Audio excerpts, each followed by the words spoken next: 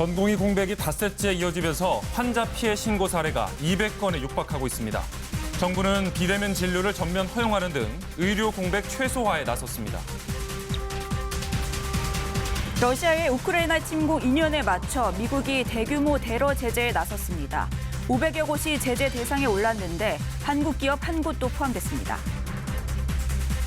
어제 서울 노원구의 아파트에서 지하에 난 불로 전기가 12시간 넘게 끊겨 450여 세대가 추위 속 불편을 겪었습니다. 서초구의 고물상에서 불이 나 6명이 대피했습니다. 주말이자 정월 대보름인 오늘 전국이 대체로 흐리고 가끔 비나 눈이 오겠지만 큰 추위는 없겠습니다. 가장 둥근 달을 볼 수 있는 시간은 밤 9시 반으로 예상됩니다. 여러분 안녕하십니까? 주말 아침 뉴스 광장 시작합니다. 집단 사직으로 인한 전공의 공백이 이어지면서 의료 현장의 사정은 더 어려워졌습니다. 수술 연기가 이어지고 있고 병원에 남아있는 의료진의 부담도 가중되고 있습니다. 네, 현장 취재 기자 연결해서 이야기 들어보겠습니다.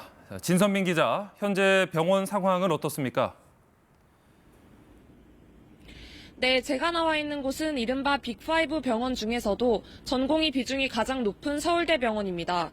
전공의 740명 중 상당수가 사직서를 내고 병원을 떠난 상황인데요. 이곳 서울대병원 응급실의 일반 병상은 모두 26개인데 현재 시각 1개를 제외하고 모두 가동되고 있습니다. 밤사이 다른 빅5 병원인 서울 아산, 삼성서울, 서울 성모, 신촌 세브란스 역시 보유 병상 대비 가용 병상이 50% 미만인 상황이 계속됐습니다. 네, 진료나 수술이 연기돼서 실제로 피해를 보는 환자들도 늘어나고 있죠. 네, 그젯밤 기준 사직서를 낸 전공의는 8,800여 명, 실제 근무지를 이탈한 전공의는 7,800여 명입니다. 이로 인해 병원에서 수술과 외래 진료 건수를 계속해서 줄이다 보니 환자들의 피해도 커지고 있는데요. 복지부가 운영하는 피해 신고센터에는 그제 40건이 새로 접수되면서 누적 피해 사례는 200건에 육박했습니다. 주로 수술 지연이나 진료 거절, 진료 예약 취소 사례였습니다. 서울 주요 대학병원에선 수술을 30%에서 많게는 50%가량 줄였다곤 하지만 진료에 타격이 큽니다. 전공의 공백으로 남아있는 전임의와 교수 등이 진료를 이어가고 있습니다. 다만 인력 부족이 지속되면서 피로감을 호소하고 있습니다. 상급 병원에서 밀려난 외래 환자들이 지역 종합병원으로 몰리면서 2차 병원 의료진의 부담도 가중되고 있습니다. 지금까지 서울대병원에서 KBS 뉴스 진선민입니다. 네, 방금 전해드린 대로 수술 지연이나 예약 취소 등 의료 공백이 본격화되면서 정부가 어제 보건의료재난 위기경보를 최고 등급인 심각으로 올렸습니다. 하지만 정부의 업무 개시 명령에도 복귀하지 않은 전공의가 6천 명에 육박합니다. 보도에 신지수 기자입니다. 정부는 어제 보건의료 재난 경보 단계를 최상위로 올렸습니다.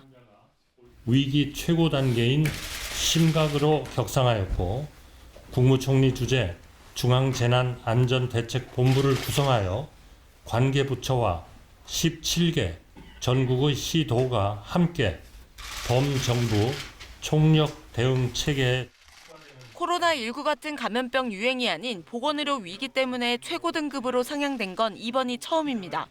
이딴 수술 취소 등 의료 공백이 더 길어지지 않도록 선제적으로 대응하겠다는 취지입니다. 전공의들의 병원 이탈이 이어지는 데다 대한의사협회도 내일 대규모 집회를 예고했기 때문입니다. 정부는 집단 사직 후 병원을 떠난 전공의들에 대한 강력 대응 방침도 재확인했습니다. 지금까지 업무 개시 명령을 내린 7,038명 가운데 5,976명이 병원에 돌아오지 않고 있습니다. 정부는 복귀 명령에 불응하는 전공의를 고발하고 출석 요구에 응하지 않으면 체포영장을 발부받아 검거하기로 했습니다. KBS 뉴스 신지수입니다.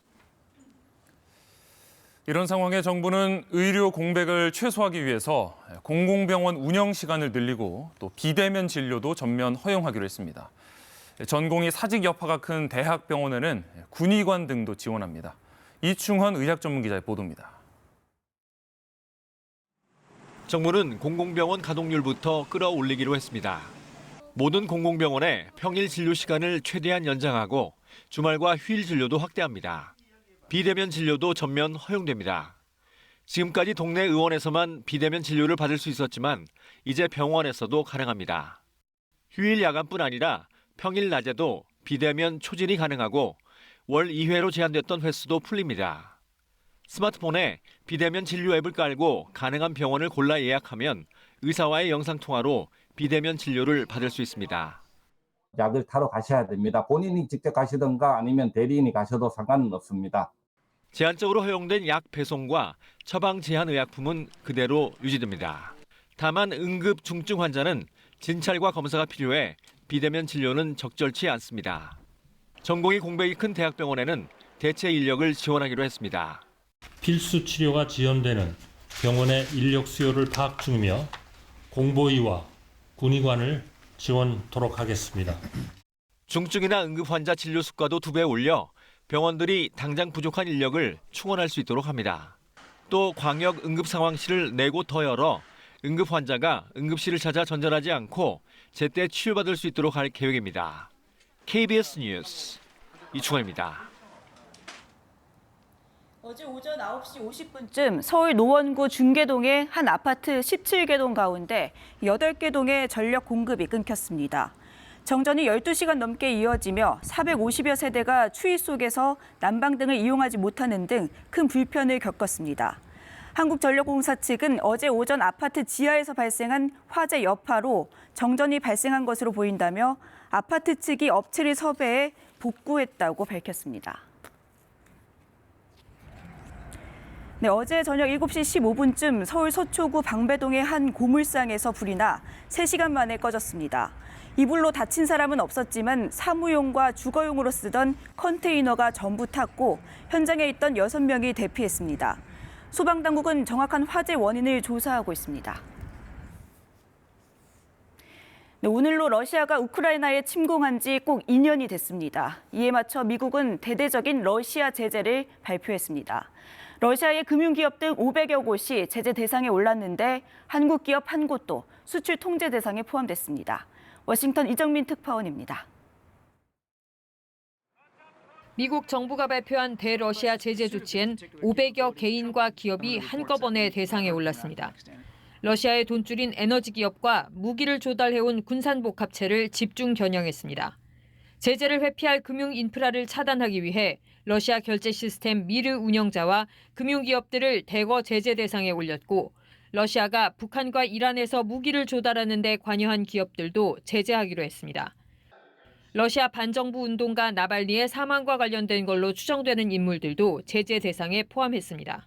We in the United States are going to continue to ensure that Putin pays the price for his aggression abroad and repression at home. 미국 상무부도 기업 93곳을 수출 통제 대상에 추가했습니다. 미국산 공작기계, 전자시험 장비를 러시아 쪽에 팔기 위해 허가 없이 구매했다는 이유로 한국 기업 대성국제무역도 제재 대상으로 지정됐습니다. That is the largest number of designations that we've yet taken in a single Russia-related action. 유럽연합도 개인 106명과 기관 88곳 등 194건의 신규 제재 조치를 발표했습니다. 러시아에 대한 무기 판매와 관련됐다는 이유로 강순남 북한 국방상과 북한 미사일 총국도 제재 대상에 올랐습니다. 이에 대해 러시아는 유럽의 개인, 기관의 러시아 입국 금지를 대폭 확대하겠다. 미국의 제재 조치도 내정 간섭에 해당한다며 반발했습니다.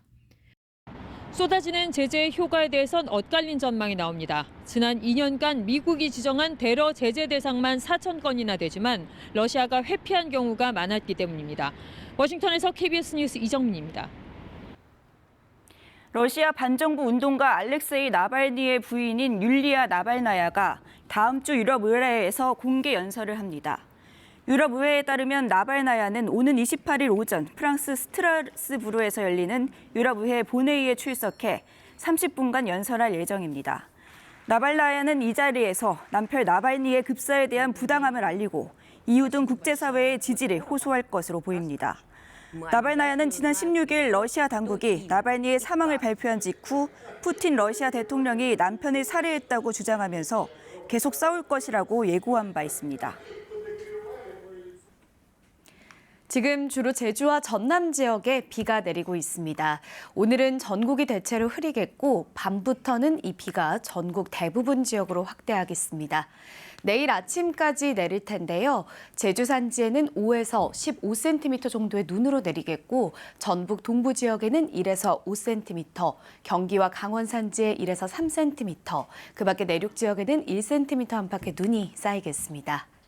비의 양은 제주에 10에서 40mm, 전남에 5에서 10, 그 밖의 지역은 5mm 미만이 예상됩니다. 정월 대보름인 오늘 전국에 하늘 표정이 흐려서 보름달을 보기는 어렵겠습니다. 눈비의 양이 많지는 않더라도 도로에 살얼음이 낄 수 있어서 미끄럼 사고에 각별히 유의하셔야겠습니다. 현재 기온 살펴보겠습니다. 서울이 영하 0.9도, 철원 영하 4.3도, 대구 2.5도로 어제 아침과 기온이 비슷합니다. 한낮에는 서울 7도, 춘천과 청주가 7도, 광주 8도, 부산 9도로 어제보다 기온이 조금 높겠습니다. 바다의 물결은 모든 해상에 풍랑특보가 내려진 가운데 물결이 최고 3에서 4m까지 매우 높게 일겠고요. 해안 지역에서는 높은 너울을 주의하셔야겠습니다. 다음 주에도 비 소식이 들어 있습니다. 월요일에는 강원 영동 지역에 비가 내리겠고요. 주 후반에는 또다시 남부지방을 중심으로 비가 내리겠습니다. 날씨 정보 전해드렸습니다. 이어서 정치권 소식입니다. 국민의힘이 민주당 정청래 의원을 겨냥해 운동권 전향 인사인 함운경 민주화운동 동지회 회장을 전략 공천했습니다.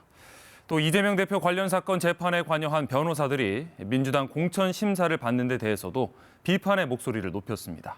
이현준 기자가 보도합니다. 국민의힘이 3선인 민주당 정청래 의원의 맞설 상대로 함운경 민주화 운동동지회 회장을 전략 공천했습니다.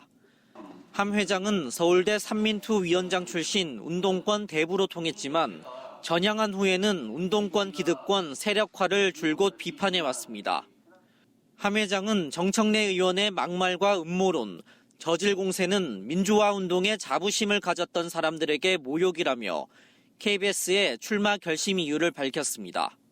진짜 민주화에 기여한 분이 사람이 누구인지 현명한 선택을 해 주실 것으로 기대합니다. 부산 사상구 공천에 떨어진 한 예비 후보가 삭발 시위를 하는 등 공천 잡음도 일었고 경북 경산 윤두현 의원과 경기 포천 가평 최춘식 의원은 불출마를 선언했습니다. 이런 가운데 국민의힘은 이재명 대표 관련 사건에 관여한 변호사들이 민주당 공천 과정에서 1대1 경선에 오른 것 등에 대해 공세를 폈습니다. 대장동 변호사들까지 공천하려는 모습에 선거를 호위무사 선발 도구로 삼기 위한 사천임이 명백해 보인다. 사법 리스크를 덮기 위한 변호사비 대납 공천은 심판을 받을 거라고 논평했습니다. 앞서 한동훈 비상대책위원장도 비판 대열에 섰습니다. 변호인들은 그 범죄 혐의 내막을 잘 알게 마련이죠. 그렇기 때문에 이재명 대표 입장에서는 무서울 겁니다. 이런 분들이. 공천으로 자기 범죄에 변호사비 대납하는 겁니다. 국민의힘은 오늘까지 지역구 19곳에 대한 경선을 진행하고 일요일에 결과를 발표하는 등 선거 준비에 속도를 내고 있습니다. KBS 뉴스 이현준입니다.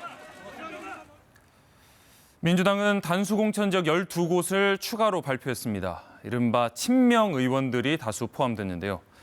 친명과 비명 간 공천 갈등이 최고조로 치닫고 있는 가운데 이재명 당대표와 홍익표 원내대표 간의 갈등 조짐도 보이고 있습니다. 이희연 기자입니다. 더불어민주당이 어제 발표한 단수공천 지역은 12곳으로 서울 영등포울 김민석, 중랑을 박홍근 등 친명계 현역 의원들이 다수 포함됐습니다. 친문계에선 윤건영 의원이 서울 구로울 단수공천, 노영민 전 대통령 비서실장이 충북 청주 상당 지역구 경선으로 결과가 엇갈렸습니다. 비명이고 친명이고 반명이고 저는 이것을 가리지는 않습니다. 공천 갈등은 계속됐는데 5선의 비명계 30의원은 현역 하위 10% 평가를 받았다면서 이재명 대표 배후설을 제기했습니다. 누구처럼 민주당을 방탄으로 사용하지 않았고 사법 리스크로 민주당의 발전을 저해시키지도 않았습니다. 비명 행사이며 사천 아닙니까? 급기야 홍익표 원내대표가 당 지도부에 이 대표와 인연이 있는 한 여론조사 업체를 경선 조사에서 제외하자고 제안했지만 아직 답을 받지 못한 것으로 전해졌습니다. 해당 업체는 2013년 성남시 용역을 수행한 적이 있는데 당시 성남시장은 이재명 대표였습니다. 10수년 전에 어떤 업체가 성남시 여론조사를 한 번 했다. 그거하고 지금 이 민주당의 정량평가를 위한 조사하고 무슨 관계가 있습니까? 홍 원내대표와 관련해선 대표적 친명계인 김우영 강원도당 위원장의 서울 은평을 경선 진출도 강하게 비판했다는 등의 이 대표와의 불화설이 나오고 있습니다. 민주당 상황과 관련해 개혁신당 이원흑 의원은 SNS에 비명행사 낙인의 이재명 대표 얼굴로는 선거를 치르기 어려울 것이어서 친명 공천이 마무리되면 이 대표가 사퇴할 거란 취지의 글을 올렸습니다. 이런 가운데 개혁신당은 이준석 공동대표의 정치적 멘토격인 김종인 전 국민의힘 비대위원장을 공천관리위원장으로 영입하고 공천 작업에 착수했습니다. KBS 뉴스 이희연입니다. 총선이 이제 40여일 앞으로 다가왔는데도 여야의 선거구 협상은 지지부진하기만 합니다. 급기야 민주당이 협상을 원점으로 돌려서 선관위 원안으로 하자고 국민의힘에 통보했는데요. 여야가 선거구 획정안을 처리하기로 한 본회의는 이제 고작 5일 남았습니다. 김진호 기자입니다. 선거관리위원회 선거구 획정위가 지난해 국회로 보낸 초안을 놓고 민주당은 크게 반발해왔습니다. 특히 텃밭인 전북 의석이 한석 줄어드는 걸 문제 삼았습니다. 협상은 우왕좌왕했습니다. 민주당은 부산에서 의석을 줄이자고 제안했지만 국민의힘은 받아들이지 않았고 국민의힘은 비례대표 의석을 한석 줄여서라도 전북 지역구 의원 수를 유지하자는 역제안까지 했습니다. 하지만 민주당이 역시 수용하지 않았고 결국 획정위가 제출한 원안대로 선거구를 확정하자고 국민의힘에 최후 통첩을 했습니다. 여당 측의 양보가 없었기 때문에 그렇다면 자꾸 정치적 목적, 그다음에 당리당략 차원에서 획정안을 손보는 것보단 원안 그대로 가는 게 맞다 이렇게 판단을 한 겁니다.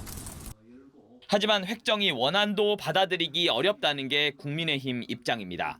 국민의힘은 양측이 협상 과정에서 잠정 합의한 전국 4곳의 특례안은 유지해야 한다고 주장하고 있습니다.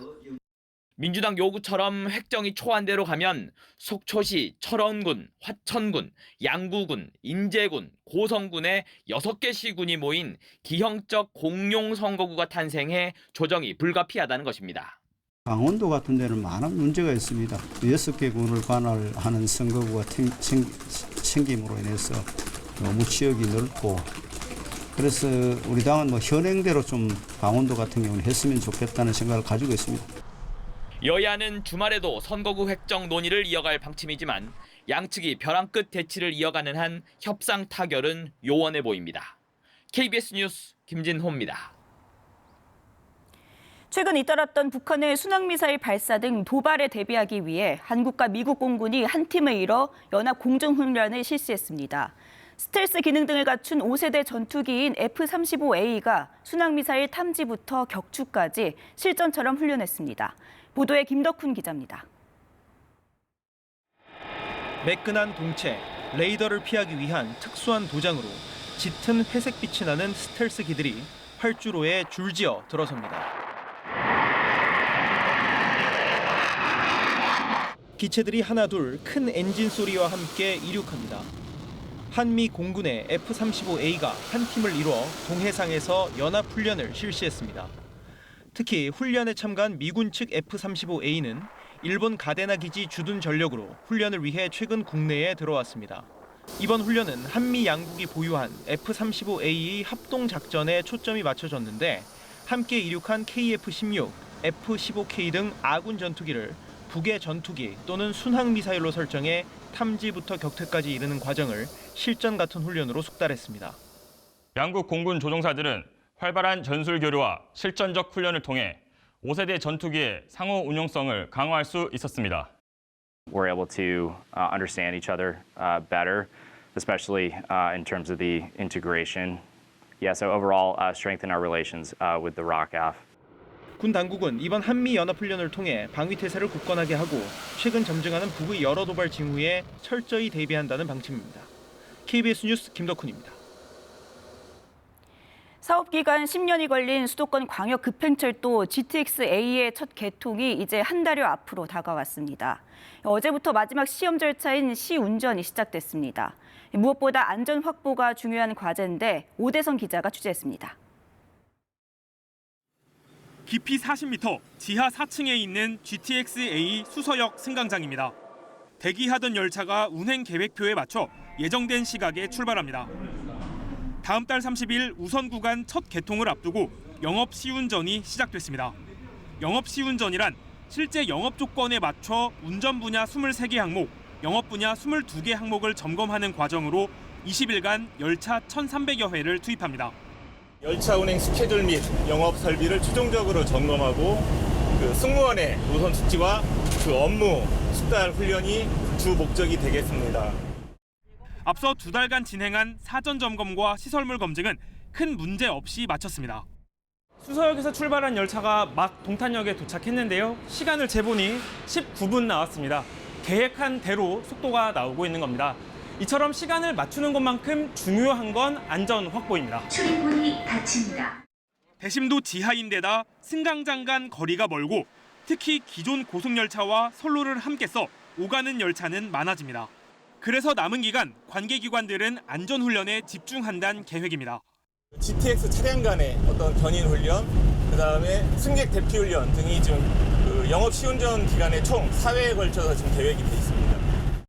GTX 연장과 신설도 공식화한 만큼 우선 개통 구간의 안전과 성공 여부는 다른 노선 추진에도 영향을 줄 거로 보입니다.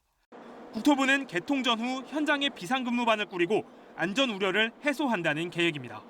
KBS 뉴스 오대성입니다. 부산의 한 대규모 아파트 단지가 승강기 운행 금지 명령을 받았습니다. 10년 가까이 안전장치를 설치하지 않았기 때문이라는데 당장 주민 수천 명이 최고 24층 아파트를 걸어 다녀야 할 처지에 놓였습니다. 강예슬 기자입니다. 13개 동 880가구가 살고 있는 부산의 한 아파트. 아파트 현관마다 승강기 운행 중단을 알리는 안내문이 붙어 있습니다. 갑작스런 승강기 운행 금지 소식에 주민들은 황당하기만 합니다. 나만 사람 댕기도 뭐 어쩔다. 말 없었어요. 아무 말도 없었어요. 몰라서. 관련법에 따라 어린이 손끼임 방지 등 7개의 안전장치가 의무적으로 설치돼야 하지만 지켜지지 않은 겁니다. 승강기 안전공단이 2011년 첫 안전검사 이후 3차례나 유예기간을 줬지만 아파트 관리사무소 측은 이를 계속 무시해왔습니다. 최종적으로 지금 계속 이렇게 해드릴 수 있는 부분까지는 다 했는데도 불구하고 조치가 안 돼가지고 그렇게 불합이 났습니다. 어제 오전 10시부터 승강기 운행이 중단돼야 하지만 관리사무소 측은 주민들의 불편을 핑계 삼아 운행을 강행했습니다. 관할구청은 해당 아파트를 고발할 예정입니다. 운행정지를 해야 되는데 노약자분들이 많다 보니까 실제로 이제 휠체어 타신 분들, 어린이들, 임산부들이 이제 좀 있어요. 그래서 올해까지 안전장치 설치를 마쳐야 하는 승강기는 전국 26,100여 대로 추정됩니다. 특히 이 가운데 설치 유예 기간이 임박한 승강기들이 많아 운행 금지를 둘러싼 갈등이 전국으로 확산할 가능성도 제기됩니다. KBS 뉴스 강예슬입니다. 이어서 한국도로공사 연결해 주말 아침 교통 상황 알아보겠습니다. 겨울의 끝자락에서 추위가 다시 심수를 부리는 것만 같습니다. 이틀 전 많은 눈이 내리고 나면서 기온도 뚝 떨어졌죠. 또 조만간 스키장들을 문을 닫을 예정이라 막바지 겨울을 즐기려면 오늘이 딱일 듯한데요. 이번 주말 고속도로는 겨울 나들이 차량들로 다소 혼잡하겠습니다. 겨울 나들이 하면 빼놓을 수 없는 강원권 중심으로 많은 눈이 내렸었는데요. 지금도 보고 계신 양양 지역을 비롯해 눈이 왔던 지역 곳곳에서는 도로 주변에 눈이 쌓여 있는 모습을 쉽게 확인하실 수가 있습니다. 게다가 대설특보까지 내려졌었던 대관령 부근의 경우는 도로 위에 이렇게 습기가 가득합니다. 도로 살얼음에 주의하면서 이동해 주셔야겠고요. 강원권 가는 길 아직까지는 52번 고속도로 원주 쪽 전 구간 소통 상태 원활합니다. 1번 경부고속도로 부산 쪽으로는 최대 정체 시각인 정오 무렵 오산과 천안 일대 정체가 가장 길겠습니다. 안전띠 잊지 마시고요. 고속도로 교통방송이었습니다. 꽃샘추위가 이어지면서 오늘 아침도 다소 쌀쌀합니다. 대관령의 아침 기온 영하 7도까지 떨어졌고요. 서울도 영하 1도로 어제와 기온이 비슷합니다. 나가실 때 옷차림 따뜻하게 하셔야겠습니다. 지금 제주와 전남 지역에는 약하게 비가 내리고 있는데요. 오늘 전국이 대체로 흐리겠고 밤부터는 이 비가 전국 대부분 지역으로 확대되겠습니다. 이 비는 내일 아침까지 이어질 텐데요. 대부분 비로 내리겠습니다. 제주에 10에서 40mm, 전남 지역에 5에서 10, 그 밖의 지역은 5mm 미만이 예상됩니다. 기온이 낮은 지역은 눈으로 내릴 텐데요. 제주 산지에는 5에서 최대 15cm 정도의 많은 눈이 내리겠고 전북 동부 지역에도 1에서 5cm, 경기와 강원 산지에 1에서 3cm, 그 밖의 내륙 지역은 1cm 안팎의 눈이 예상됩니다. 오늘 전국이 흐리기 때문에 정월 대보름인데 보름달을 보기는 어려울 것으로 예상됩니다. 현재 기온은 어제 아침과 비슷합니다. 철원이 영하 5.2도, 대구 2.6도 가리키고 있고요. 한낮 기온은 서울과 대전 7도, 광주 8도, 부산은 9도로 어제보다 기온이 조금 낮겠습니다. 바다의 물결은 모든 해상에 풍랑특보가 내려진 가운데 최고 3에서 4m까지 매우 높게 일겠고요. 해안 지역에서는 높은 너울을 주의하셔야겠습니다. 내일도 제주를 중심으로는 비가 내리겠고 월요일에는 강원 영동 지역에, 주 후반에는 또 제주와 남부지방을 중심으로 비 소식이 들어 있습니다. 날씨 정보 전해드렸습니다. 전공의 공백이 닷새째 이어지면서 환자 피해 신고 사례가 200건에 육박하고 있습니다. 정부는 비대면 진료를 전면 허용하는 등 의료 공백 최소화에 나섰습니다.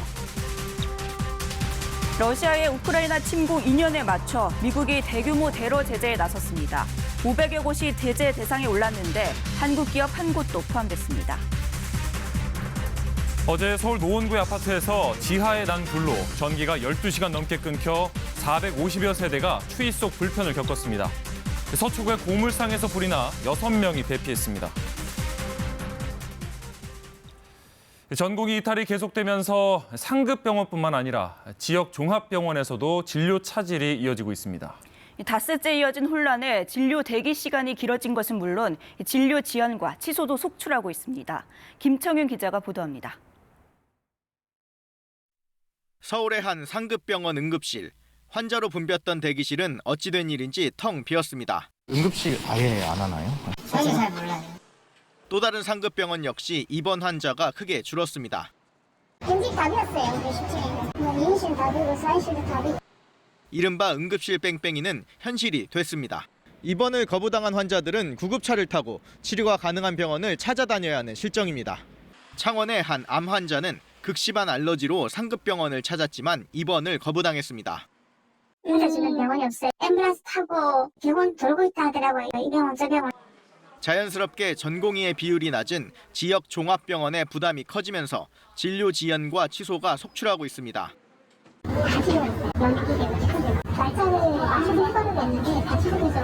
체감 진료 대기 시간은 평소보다 훨씬 늘었습니다. 30분 기본이 왔어요. 평상시에. 그때 비하면 1시간 10분 정도 지연이 된 거죠. 퇴근 뒤 다시 병원에 불려 나올 정도로 간호사의 업무도 과중해졌습니다. 집에 갔다가 불려 나오는 경우는 다반사고요.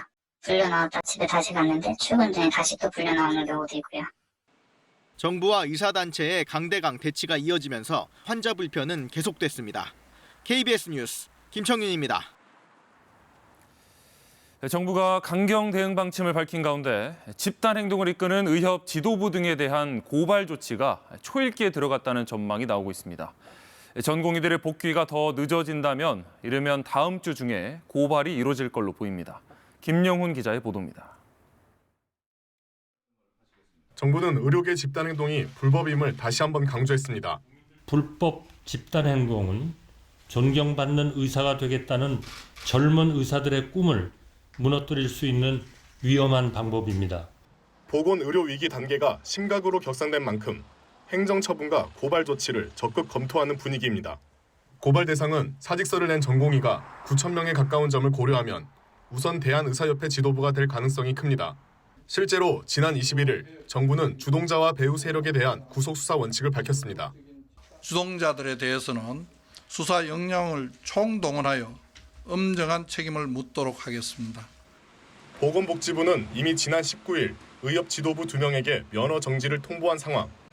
주말 사이 전공의들의 복귀 상황과 전임의와 의대 교수들의 동참 등 집단 행동의 지속 여부를 따진 뒤 이르면 다음 주 중 고발 조치를 논의할 것으로 보입니다. 한편 전공의들에게 사직 전 병원 자료를 삭제하라고 종용하는 글이 게시된 인터넷 커뮤니티 업체를 경찰이 압수수색했습니다. 경찰은 해당 글이 병원의 업무에 지장을 줄 수 있어 업무 방해 혐의가 있다고 보고 있습니다. 전공의들의 집단 행동에 대한 사실상 첫 강제 수사가 이뤄진 가운데 초읽기에 들어간 의협 수뇌부 고발 조치는 정부와 의사단체 간 대치 국면의 분수령이 될 것으로 보입니다. KBS 뉴스 김영훈입니다. 의사 집단행동 사태 이후 처음으로 정부 대표와 의사단체 대표가 1대1 TV 토론에 나섰습니다.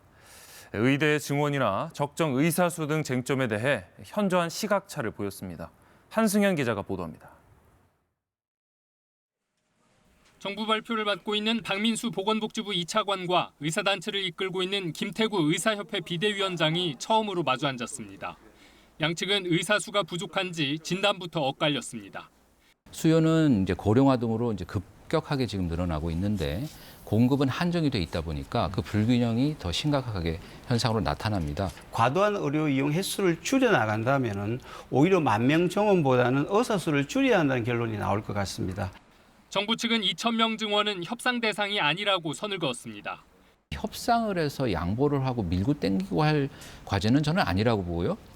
의협 측은 증원하는 속도를 줄인다면 협상에 나설 수 있다고 밝혔습니다. 2,000명 픽스 부분이죠. 정책적으로 좀 유연성을 가지셔야 저희들이 나설 수 있다는 말씀을 한 가지 드리고. 환자단체 측은 환자가 가장 큰 피해를 보고 있다며 정부와 의사 모두 비판했습니다. 환자들이 피해본 상황에 대해서 의사와 의협과 정부는 어떻게 책임질 건지 이것도 같이 논의가 돼야 되지 않겠습니까? 양측은 1년여간 28차례 만났지만 증원에 합의하지 못하면서 보건의료 위기 심각 단계까지 왔습니다.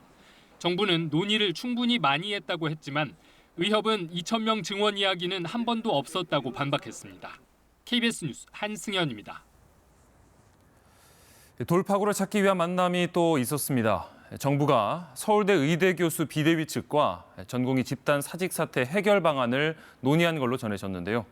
어제 KBS 토론회 직후 전격적으로 이뤄진 일입니다. 이세연 기자의 보도입니다.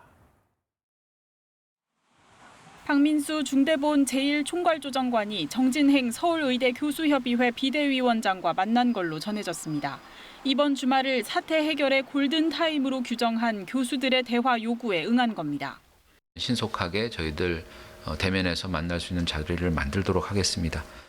양측은 전공의들의 병원 이탈에 따른 의료 공백 등에 대한 대책을 논의한 것으로 알려졌습니다. 앞서 서울의대와 서울대병원 교수들로 구성된 비대위는 파국을 막아야 한다며 병원을 떠난 전공의들을 설득하겠다고 밝혔습니다. 그러면서 정부에 납득할 만한 조치가 없으면 전공의들과 함께 행동하겠다고 했습니다. 2000년 의약분업 사태 때도 전공의 이탈 후 비슷한 입장을 냈던 의대 교수들은 뒤이어 휴진에 돌입한 바 있습니다. 빅5 병원 가운데 하나인 서울 아산병원 교수들도 전공의 법적 보호와 의대 증원 재논의 등을 요구하며 사태 해결을 위해 노력하겠다고 했습니다. KBS 뉴스 이세연입니다. 정부가 다음 달 4일까지 대학별 의대 증원 신청을 받고 규모를 확정하기로 했습니다. 교육부는 지난 22일 전국 40개 의과대학에 증원 신청 공문을 발송했다고 밝혔습니다. 이주호 교육부 장관은 현재 여건과 잠재력을 고려해 미래 의료 인재 양성을 위해 적극적으로 증원 신청을 해달라고 말했습니다. 정원 배정 규모는 비수도권 의과대학을 중심으로 집중 배정하되 지역 의료와 필수 의료 지원 필요성 등도 종합적으로 고려하겠다고 설명했습니다. 글로벌 브리핑입니다. 미국 민간 업체가 개발한 달 탐사선이 달 착륙에 성공한 가운데 최근 세계에서 5번째로 달 착륙에 성공한 일본에서도 민간 영역이 활약하고 있습니다. 우주선의 모습을 찍어보낸 변신 로봇은 장난감 제조 회사가 만들었고 위성의 무게를 줄이기 위한 연구에는 공방이 참여했습니다. 도쿄 지종익 특파원이 보도합니다. 지난달 달 착륙에 성공한 일본의 탐사선 슬림. 뒤집힌 듯한 모습으로 착륙했습니다. 슬림에서 분리된 초소형 로봇 소라큐가 찍은 사진으로 확인된 겁니다. 공 모양의 소라큐는 착륙 직후 곤충 모양으로 변신한 뒤 슬림을 직접 찾아내 사진을 찍어 지구로 보냈습니다. いい写真っていうのを判断します。ちゃんと真ん中にあるかとか、あるいは逆光になってないかまで判断して点数をつけて달 표면에서 이동하며 사진 촬영과 송신까지 주어진 우주 임무에 성공한 로봇 소라큐는 일본의 100년 된 장난감 회사가 개발했습니다. 영화 트랜스포머에 나오는 로봇을 장난감으로 만들기도 한 이 회사는 변신 기술을 도입해 소라큐의 크기를 최소화했습니다. 장난감 회사 특유의 창의력은 달 표면 이동을 수월하게 했습니다. ウミガメが卵から帰ってなんであんなちっちゃい体なのにあんなサラサラの砂の坂登れるんだろうっていうところで、やっぱこのヒレの動きにヒントがあるんじゃないかっていうことで 위성을 나무로 만드는 연구 개발도 한창입니다. 무게를 가볍게 하고 우주 쓰레기를 줄이기 위해 설제 부품 없이 농과 대학과 공방이 참여해 나무로 조립합니다. 우주 내구성 실험에도 합격점을 받았습니다. 우주 개발을 향한 일본의 크고 작은 도전이 연이어 성공하면서 우주 항공 사업 진출을 꾀하는 일본의 민간 기업도 점차 늘 것으로 전망되고 있습니다. 도쿄에서 KBS 뉴스 지종익입니다. 러시아가 우크라이나를 침공한 지 벌써 2년이 됐죠. 러시아가 금방 승리할 거라는 예상을 뒤엎고 서방 세계 지원에 힘입은 우크라이나군의 항전은 계속되고 있습니다.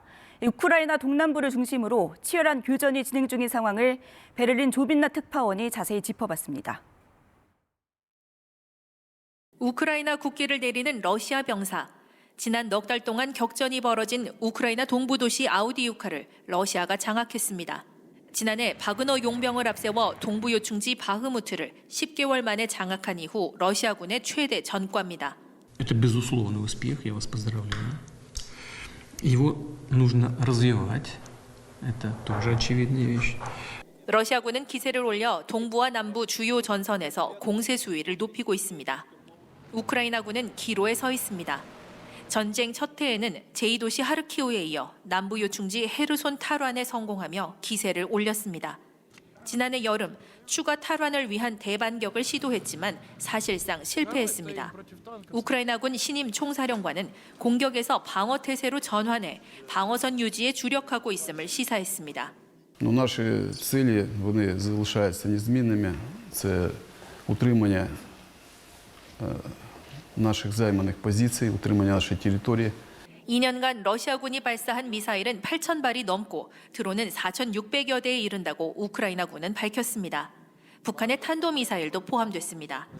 이런 물량 공세에 우크라이나는 영토 20%가량을 점령당한 상태입니다. 지난해 가을 이후 우크라이나군의 무기 부족은 심화되고 있습니다. 베를린에서 KBS 뉴스 조빈나입니다. 더불어민주당 노웅래 의원이 공천 탈락에 반발하며 당대표 회의실에서 단식 농성을 하고 있습니다. 이재명 대표는 판단 기준은 국민 눈높이라면서 공관위 결정을 수용하라고 촉구했는데요. 한동훈 국민의힘 비상대책위원장은 이 대표와 노 의원 둘 다 감옥에 가야 한다고 말했습니다. 김민철 기자가 보도합니다. 더불어민주당 노웅래 의원이 컷오프에 반발해 당대표 회의실에서 이틀째 단식 농성을 벌이고 있습니다. 그건 공천농단이지. 선거 이겨도 저도 좋다 그냥 우리 편 집어넣겠다 이거밖에 없으니까 이거는 당을 망하게 하는 거니까. 이 때문에 민주당 지도부는 최고위원회의 장소까지 옮기는 등 난감한 상황에 빠졌습니다. 그래서 당은 어떻게 하려고 그러는 거예요? 네? 얘기를 해보겠습니다. 이재명 대표는 이른바 비명행사 공천이란 반발과 관련해 공천 과정에 여러 혼란들이 발생한다며 정면 돌파하겠다는 뜻을 밝혔습니다. 판단의 기준은 국민의 눈높이이고 또 판단의 절차와 주체가 있습니다. 이런다고 해서 상황이 바뀌지는 않습니다. 또 바뀌어서도 안 됩니다. 다만 노 의원과 비공개 면담에선 금품수수 인정 때문에 서울 마포갑을 전략 지역구로 지정한 걸로 알고 있다며 양해를 부탁한 것으로 전해졌습니다. 법무장관 시절 노 의원과 이 대표에 대한 체포동의안 처리를 국회에 요청했던 한동훈 비대위원장은 두 사람을 싸잡아 비판했습니다. 둘 중에 누가 국회의원이 돼야 한다고 생각하시는지를 물었다면 어떻게 대답할 것 같습니까? 둘 다 감옥에 가야지 왜 국회에 가냐라고 저는 대답할 것 같아요. 또 이 대표가 당내 비명 공천학살 논란을 두고 영점 받은 의원도 있다며 웃은 데 대해 이번 총선 국면에서 최악의 장면이라고 말했습니다. KBS 뉴스 김민철입니다. 인지 능력이 조금 부족한 발달 장애인들에게는 이 후보 공약을 따져보거나 투표용지에 정확히 기표하는 것도 여간 어려운 일이 아닌데요. 이들이 소외되지 않고 소중한 한 표를 행사하기까지 어떤 지원이 필요한지 문예슬 기자가 짚어봤습니다. 서울의 한 복지관에 투표소가 설치됐습니다. 밑에 도장 있어. 오, 잘했어. 특수 기표 용구로 도장을 찍고 투표함에 넣는 과정까지 발달장애인들을 위한 모의 투표 체험입니다. 투표용지 기표란이 작아서 찍을 때 어려웠습니다. 인지 능력이 부족한 발달장애인들은 투표 과정을 한 번에 이해하기가 쉽지 않습니다. 거의 10번 이상, 20번 이상 반복을 계속 해줘서 이게 좀 와닿게 하고 마지막에 이제 기표서 이런 훈련을 하면 효과 좋죠. 하지만 이런 체험 기회는 한정돼 있습니다. 위원회당 저희 근무하는 직원 수가 7명에서 9명 정도 사이거든요. 모든 유권자분들의 대상으로 모의투표 체험을 제공을 해드리기가 어려운 상황입니다. 외래어, 축약어가 많은 선거 공보물은 또 다른 난관입니다. 선관위는 한자어를 풀어쓰고 그림을 활용하도록 권하고 있지만 의무사항이 아니어서 대부분 지키지 않고 있습니다. 글씨가 작은 것도 있고 글씨가 한자로 되어 있는 거 있고 막 그래가지고 너무 어려워요.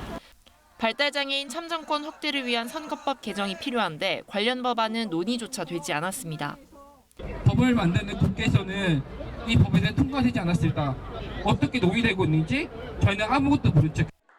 전국 발달장애인 숫자는 지난 2022년 기준 25만 5천 명으로 추산됩니다. KBS 뉴스 문예슬입니다. 카카오 모빌리티의 매출 부풀리기 의혹을 조사한 금융감독원이 분식회계가 이뤄졌다는 결론을 내리고 최고 수위 제재를 추진합니다. 카카오 모빌리티 측은 제재가 최종 확정되기 전까지 남은 절차를 통해 충실히 소명하겠다는 입장입니다. 손서영 기자의 보도입니다. 지난해 7월 카카오 모빌리티에 대한 감리에 착수한 금융감독원. 7개월간 조사 끝에 금감원은 카카오 모빌리티가 2020년부터 가맹택시 사업 매출을 부풀린 것이 분식회계에 해당한다고 결론짓고 가장 높은 수위의 제재를 결정했습니다. 법인에 대한 과징금 부과, 경영진에 대한 직무정지 권고와 함께 검찰 고발도 추진합니다. 최종 제재 수위는 감리위와 증권선물위원회 단계를 거쳐야 확정됩니다. 쟁점은 매출 인식 방식입니다. 카카오 모빌리티 가맹택시 사업은 운수회사가 운임의 20%가량을 수수료로 내면 카카오 모빌리티가 16에서 17%를 광고와 마케팅에 참여하는 조건으로 돌려주는 구조입니다. 카카오 모빌리티는 두 계약을 구분해 회계 처리했는데 금감원은 이를 문제 삼았습니다. 차액인 3에서 4%만을 매출로 잡는 게 맞다는 겁니다. 이런 방식으로 부풀려진 매출이 금감원은 2022년 한 해에만 3천억 원에 달한다고 봤습니다. 법적으로 회계 처리가 각각 구분될 수 있는 조건을 갖췄는지와 경제적으로 실제 현금 흐름이 그를 뒷받침할 수 있는지가 이슈가 될 것 같습니다. 반면 카카오 모빌리티 측은 가맹 계약과 업무 제휴 계약은 수수료 책정 체계가 달라 별개의 계약으로 보는 게 맞다는 입장입니다. 카카오 모빌리티는 감리위와 증선이 단계 검토가 남아있는 만큼 성실히 소명하겠다고 밝혔습니다. KBS 뉴스 손서영입니다. LH 아파트 공사 감리 입찰 과정의 담합 의혹을 수사 중인 검찰이 업체 대표와 심사위원 등 3명에 대해 구속영장을 청구했습니다. 검찰은 이들이 수천만 원대 뇌물을 주고받은 것으로 보고 있습니다. 현예슬 기자입니다. 한국토지주택공사 감리 입찰 담합 의혹을 수사하고 있는 검찰이 사건 관계자들에 대해 구속영장을 청구했습니다. 서울중앙지검 공정거래조사부는 뇌물공여 혐의로 감리업체 대표 김모 씨에게 구속영장을 청구했다고 밝혔습니다. 또 뇌물수수 등 혐의로 전현직 국립대 교수 출신 심사위원 허모 씨와 주모 씨에 대해서도 구속영장을 청구했습니다. 김 씨는 2022년 6월부터 같은 해 10월까지 조달청이 발주한 건설사업관리 용역 입찰에서 심사위원 허 씨에게 2차례에 걸쳐 2,500만 원의 뇌물을 준 혐의를 받습니다. 또 다른 심사위원 주 씨는 2020년 12월 LH가 발주한 건설사업관리 용역 입찰에서 참여업체 대표로부터 6천만 원을 수수한 혐의를 받습니다. 검찰은 2019년부터 2022년까지 LH와 조달청이 발주한 감리 용역 입찰 등에 참여한 업체들이 순번과 낙찰자 등을 사전에 협의한 혐의를 수사하고 있습니다. 이 과정에서 평가에 참여한 심사위원 10여 명이 업체들로부터 금품을 받고 낙찰에 관여한 정황도 포착한 것으로 알려졌습니다. 앞서 검찰은 지난해 12월 감리업체 직원들과 심사위원들의 사무실, 주거지 등을 압수수색했습니다. KBS 뉴스 현예슬입니다. 강원 영동 지역에는 나흘 동안 내린 눈이 최고 70cm 이상 쌓였습니다. 어제 눈이 그치면서 본격적인 제설 작업이 시작됐는데요. 하지만 쌓인 눈이 워낙 많아서 제설 작업은 다음 주 초까지 이어질 전망입니다. 김보람 기자가 보도합니다. 상간마을로 향하는 도로. 폭설로 막혀버린 길을 뚫기 위해 이른 아침부터 중장비들이 분주히 눈을 치웁니다. 나흘 동안 내린 눈이 잦아들자 본격적인 제설 작업이 시작됐습니다. 이제는 빨리 길을 좀 뚫어줘야지만 시골 어르신들이 다니는데 불편하지 않겠나라는 생각에서 저희도 젊은 친구들이 좀 나와서 이렇게 하고 있습니다. 어르신들이 많은 시골 마을에선 지붕에 쌓인 눈을 쳐다볼 뿐 도저히 치울 엄두도 못 냅니다. 저 지붕 뿌리질까 봐 겁나네. 못 치우지 미끄러질까 봐. 미끄러지면은 떨어지면 다치지. 도심 도로에서도 일제히 제설 작업이 시작됐습니다. 중장비가 도로변에 쌓인 눈을 연신 퍼냅니다. 주민들도 두껍게 다져진 눈을 긁어내며 간신히 통행로를 뚫습니다. 길이 또 좁은 데다가 차들은 많고 눈 쳐서 노니까 지금 차가 한 대가 지금 쫙 지나가잖아요. 억지로 지나가는 거예요 지금. 20m 높이 가로수에 쌓였던 눈이 폭포수처럼 쏟아집니다. 폭설로 인해 아직까지 통행이 통제된 강원 영동 지역 도로는 모두 3곳. 자치단체들은 일상 복귀를 위해 인력과 장비를 총동원해 눈 치우기에 나서고 있지만 그동안 쌓인 눈이 워낙 많아 제설 작업은 더디게 진척되고 있습니다. KBS 뉴스 김보라입니다. 정부가 지난해 말 이민청 설치 내용이 담긴 4차 외국인 정책 기본 계획을 확정하면서 여러 지자체에서 이민청 유치에 관심을 보이고 있는데요. 그중 경기도에서는 외국인 주민이 많은 안산시와 고양시 또 김포시가 이민청 유치를 희망하고 나섰습니다. 김민아 기자가 보도합니다. 주중 저녁 일을 마친 외국인 근로자들이 태권도 수업을 듣고 있습니다. 품새를 익히면서 체력을 기르고 언어도 배웁니다. 한국 온 지 10년 되는데 이렇게 태권도를 배우니까 한국 문화를 이해하게 되고 이 친구들과 소통할 수 있어서 너무 좋은 것 같아요. 안산에 등록된 외국인은 2022년 기준 8만 6천여 명으로 안산시 전체 인구의 12%를 넘습니다. 국제결혼 등 가정을 꾸린 다문화 가구도 안산 전체 가구의 4%입니다. 500명 이상은 돼요. 일하러 오는 분들이 이제 주말에 토요일, 일요일 이제 다문화 거리 이제 구경도 하면서 우리나라 음식 이제 뭐 맛도 먹어보고 그런 분들이 많습니다. 외국인 전담 조직 운영과 보육료 지원 등 관련 정책을 시행하면서 쌓인 행정 경험을 토대로 안산시는 이민청 유치에 적극 나서고 있습니다. 이민청 유치를 위해서 각국 대사관에 서한문도 보내고 직접 방문도 하면서 공감대 형성에 주력하고 있습니다. 고양과 김포시도 이민청 유치 의사를 밝혔고 경북과 전남도 등은 인구 소멸의 대안으로 유치 당위성을 주장하고 있는 상황.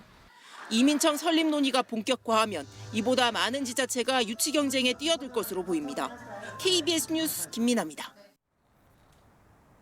스포츠 브리핑입니다. 한화로 돌아온 괴물투수 류현진 선수가 팀 스트링 캠프에 합류한 첫날부터 불펜 투구를 소화했습니다. 류현진은 한 달 앞으로 다가온 개막전 출전도 자신했습니다. 강재훈 기자입니다. 팀 훈련지에 도착한 류현진이 취재진들에게 인사를 건넵니다. 마음이 앞섰는지 길을 잘못 들어 웃음을 자아내기도 했는데 어리버리.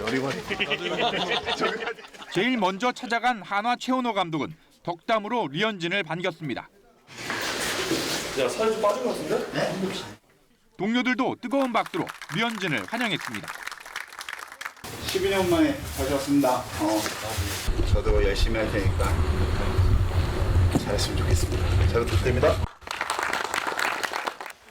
김강민과 최은성 등 동료들과 포옹을 나누며 웃음을 터뜨린 류현진은 곧바로 훈련복으로 갈아입고 절친한 후배 장민재 옆에서 본격적인 몸풀기에 들어갔습니다.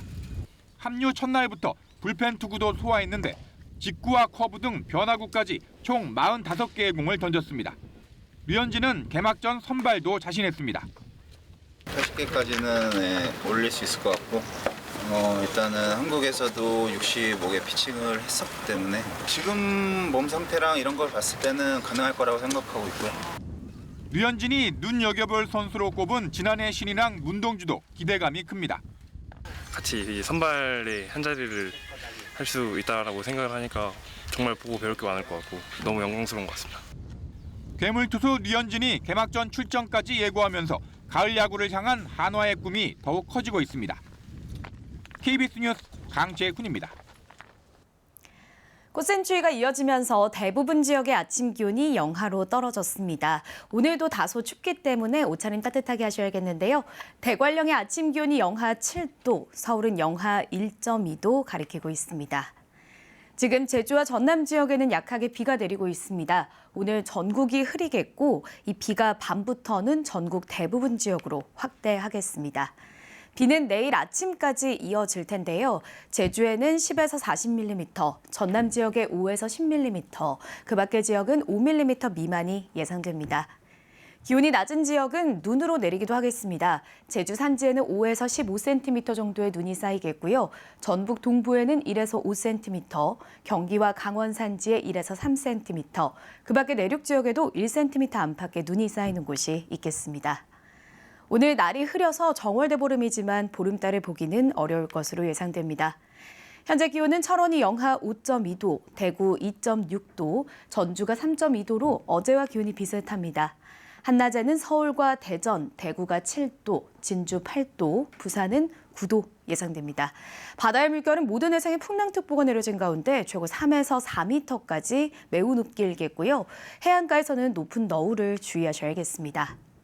내일도 제주 지역에는 제주를 중심으로는 비가 내릴 것으로 예상되고요. 다음 주 월요일에는 강원 영동 지역에 주 후반에는 남부지방을 중심으로 비가 이어지겠습니다. 날씨 정보 전해드렸습니다. 전공의 공백이 닷새째 이어지면서 환자 피해 신고 사례가 200건에 육박하고 있습니다. 정부는 비대면 진료를 전면 허용하는 등 의료 공백 최소화에 나섰습니다. 러시아의 우크라이나 침공 2년에 맞춰 미국이 대규모 테러 제재에 나섰습니다. 500여 곳이 제재 대상에 올랐는데 한국 기업 한 곳도 포함됐습니다. 어제 서울 노원구의 아파트에서 지하에 난 불로 전기가 12시간 넘게 끊겨 450여 세대가 추위 속 불편을 겪었습니다. 또 서초구의 고물상에서 불이 나 6명이 대피했습니다. 주말이자 정월 대보름인 오늘 전국이 대체로 흐리고 가끔 비나 눈이 오겠지만 큰 추위는 없겠습니다.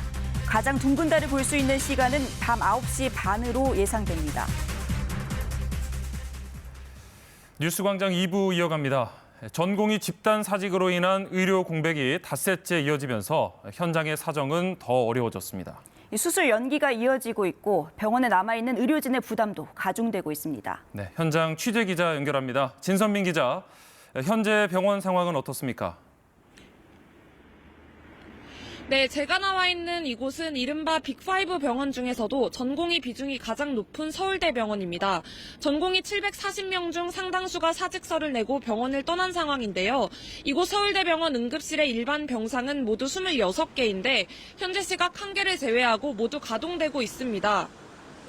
밤사이 다른 빅5 병원인 서울 아산, 삼성 서울, 서울 성모, 신촌 세브란스 역시 보유 병상 대비 가동 병상이 50% 미만인 상황이 계속됐습니다.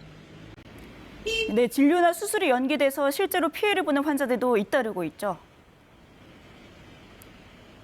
네, 그젯밤 기준 사직서를 낸 전공의는 8,800여 명, 실제 근무제를 이탈한 전공의는 7,800여 명입니다.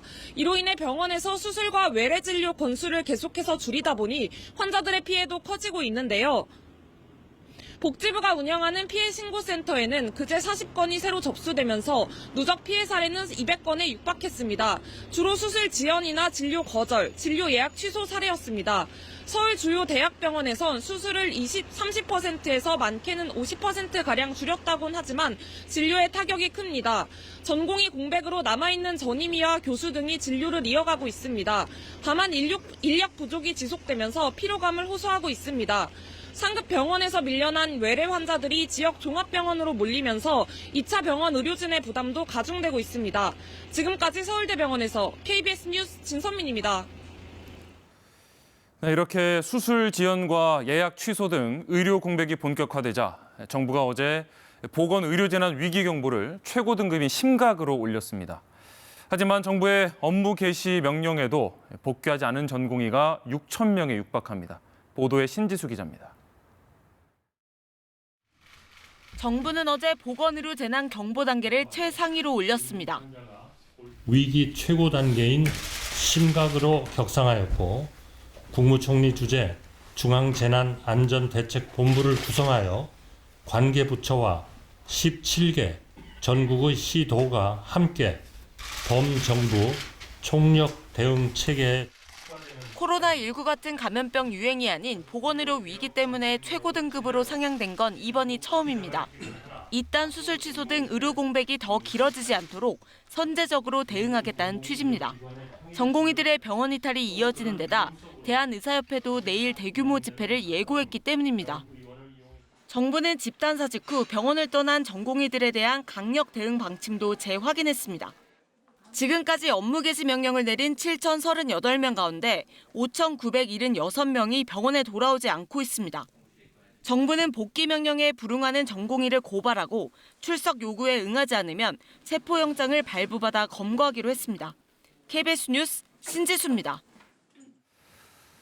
이런 상황에 정부는 의료 공백을 최소화하기 위해서 공공병원의 운영 시간을 늘리고 또 비대면 진료도 전면 허용하기로 했습니다. 전공의 사직 여파가 큰 대학병원에는 군의관 등도 지원합니다. 이충헌 의학전문기자의 보도입니다. 정부는 공공병원 가동률부터 끌어올리기로 했습니다. 모든 공공병원의 평일 진료 시간을 최대한 연장하고 주말과 휴일 진료도 확대합니다. 비대면 진료도 전면 허용됩니다. 지금까지 동네 의원에서만 비대면 진료를 받을 수 있었지만 이제 병원에서도 가능합니다. 휴일 야간뿐 아니라 평일 낮에도 비대면 초진이 가능하고 월 2회로 제한됐던 횟수도 풀립니다. 스마트폰에 비대면 진료 앱을 깔고 가능한 병원을 골라 예약하면 의사와의 영상통화로 비대면 진료를 받을 수 있습니다. 약을 타러 가셔야 됩니다. 본인이 직접 가시던가 아니면 대리인이 가셔도 상관은 없습니다.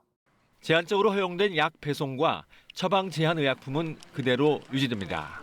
다만 응급 중증 환자는 진찰과 검사가 필요해 비대면 진료는 적절치 않습니다. 전공의 공백이 큰 대학병원에는 대체 인력을 지원하기로 했습니다. 필수 치료가 지연되는 병원의 인력 수요를 파악 중이며 공보의와 군의관을 지원토록 하겠습니다. 중증이나 응급 환자 진료 수가도 2배 올려 병원들이 당장 부족한 인력을 충원할 수 있도록 합니다. 또 광역 응급상황실을 4곳 더 열어 응급 환자가 응급실을 찾아 전전하지 않고 제때 치료받을 수 있도록 할 계획입니다. KBS 뉴스 이충헌입니다. 어제 오전 9시 50분쯤 서울 노원구 중계동의 한 아파트 17개 동 가운데 8개 동의 전력 공급이 끊겼습니다. 정전이 12시간 넘게 이어지면서 450여 세대가 추위 속에서 난방등을 이용하지 못하는 등 큰 불편을 겪었습니다. 한국전력공사 측은 어제 오전 아파트 지하에서 발생한 화재 여파로 정전이 발생한 것으로 보인다며 아파트 측이 업체를 섭외해 복구했다고 밝혔습니다. 어제 저녁 7시 15분쯤 서울 서초구 방배동의 한 고물상에서 불이 나 3시간 만에 꺼졌습니다. 이 불로 다친 사람은 없었지만 사무용과 주거용으로 쓰던 컨테이너가 전부 탔고 현장에 있던 6명이 대피했습니다. 소방당국은 정확한 화재 원인을 조사하고 있습니다. 네, 오늘로 러시아가 우크라이나에 침공한 지 꼭 2년이 됐습니다. 이에 맞춰 미국은 대대적인 러시아 제재를 발표했습니다. 러시아의 금융기업 등 500여 곳이 제재 대상에 올랐는데 한국 기업 한 곳도 수출 통제 대상에 포함됐습니다. 워싱턴 이정민 특파원입니다. 미국 정부가 발표한 대러시아 제재 조치엔 500여 개인과 기업이 한꺼번에 대상에 올랐습니다. 러시아의 돈줄인 에너지 기업과 무기를 조달해온 군산복합체를 집중 겨냥했습니다. 제재를 회피할 금융 인프라를 차단하기 위해 러시아 결제 시스템 미르 운영자와 금융기업들을 대거 제재 대상에 올렸고 러시아가 북한과 이란에서 무기를 조달하는 데 관여한 기업들도 제재하기로 했습니다. 러시아 반정부 운동가 나발니의 사망과 관련된 걸로 추정되는 인물들도 제재 대상에 포함했습니다. We in the United States are going to continue to ensure that Putin pays the price for his aggression abroad and repression at home. 미국 상무부도 기업 93곳을 수출 통제 대상에 추가했습니다. 미국산 공작기계, 전자시험 장비를 러시아 쪽에 팔기 위해 허가 없이 구매했다는 이유로 한국 기업 대성국제무역도 제재 대상으로 지정됐습니다. That is the largest number of designations that we've yet taken in a single Russia-related action. 유럽연합도 개인 106명과 기관 88곳 등 194건의 신규 제재 조치를 발표했습니다. 러시아에 대한 무기 판매와 관련됐다는 이유로 강순남 북한 국방상과 북한 미사일 총국도 제재 대상에 올랐습니다. 이에 대해 러시아는 유럽의 개인, 기관의 러시아 입국 금지를 대폭 확대하겠다. 미국의 제재 조치도 내정 간섭에 해당한다며 반발했습니다. 쏟아지는 제재의 효과에 대해선 엇갈린 전망이 나옵니다. 지난 2년간 미국이 지정한 대러 제재 대상만 4,000건이나 되지만 러시아가 회피한 경우가 많았기 때문입니다. 워싱턴에서 KBS 뉴스 이정민입니다. 러시아 반정부 운동가 알렉세이 나발니의 부인인 율리아 나발나야가 다음 주 유럽의회에서 공개 연설을 합니다. 유럽의회에 따르면 나발나야는 오는 28일 오전 프랑스 스트라스부르에서 열리는 유럽의회 본회의에 출석해 30분간 연설할 예정입니다. 나발나야는 이 자리에서 남편 나발니의 급사에 대한 부당함을 알리고 EU 등 국제사회의 지지를 호소할 것으로 보입니다. 나발나야는 지난 16일 러시아 당국이 나발니의 사망을 발표한 직후 푸틴 러시아 대통령이 남편을 살해했다고 주장하면서 계속 싸울 것이라고 예고한 바 있습니다. 이어서 정치권 소식입니다. 국민의힘이 민주당 정청래 의원을 겨냥해 운동권 전향 인사인 함은경 민주화운동 동지회 회장을 전략 공천했습니다. 또 이재명 대표 관련 사건 재판에 관여한 변호사들이 민주당 공천 심사를 받는 데 대해서 비판의 목소리를 높였습니다. 이현준 기자가 보도합니다. 국민의힘이 삼선인 민주당 정청래 의원의 맞설 상대로 함은경 민주화 운동동지회 회장을 전략 공천했습니다. 함 회장은 서울대 삼민투 위원장 출신 운동권 대부로 통했지만 전향한 후에는 운동권 기득권 세력화를 줄곧 비판해왔습니다. 함 회장은 정청래 의원의 막말과 음모론, 저질 공세는 민주화 운동에 자부심을 가졌던 사람들에게 모욕이라며 KBS에 출마 결심 이유를 밝혔습니다. 진짜 민주화에 기여한 분이 사람이 누구인지 현명한 선택을 해 주실 것으로 기대합니다.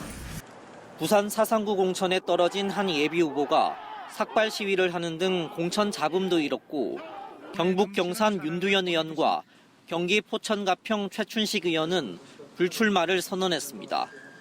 이런 가운데 국민의힘은 이재명 대표 관련 사건에 관여한 변호사들이 민주당 공천 과정에서 1대1 경선에 오른 것 등에 대해 공세를 폈습니다.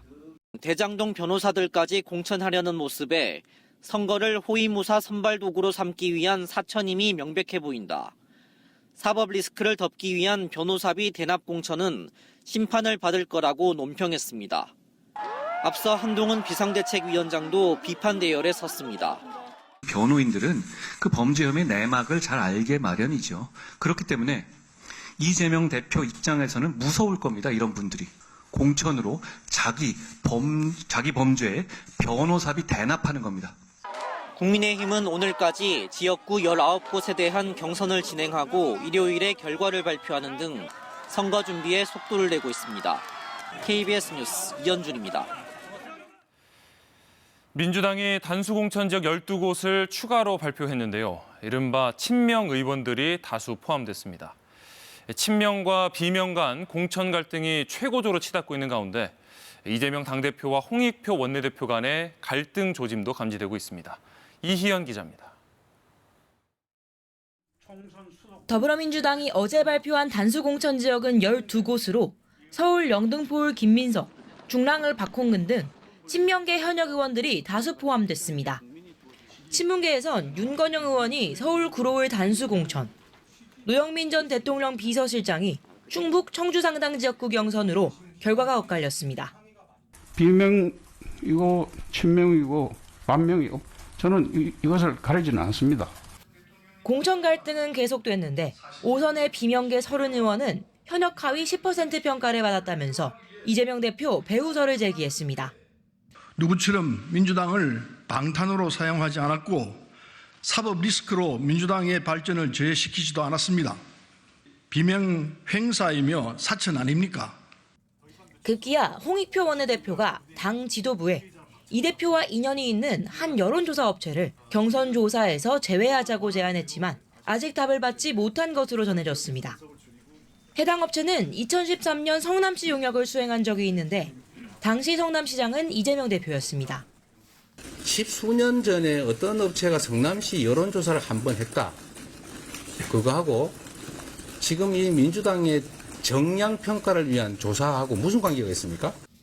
홍 원내대표와 관련해선 대표적 친명계인 김우영 강원도당 위원장의 서울 은평을 경선 진출도 강하게 비판했다는 등의 이 대표와의 불화설이 나오고 있습니다. 민주당 상황과 관련해 개혁신당 이원흑 의원은 SNS에 비명행사 낙인의 이재명 대표 얼굴로는 선거를 치르기 어려울 것이어서 친명 공천이 마무리되면 이 대표가 사퇴할 거란 취지의 글을 올렸습니다.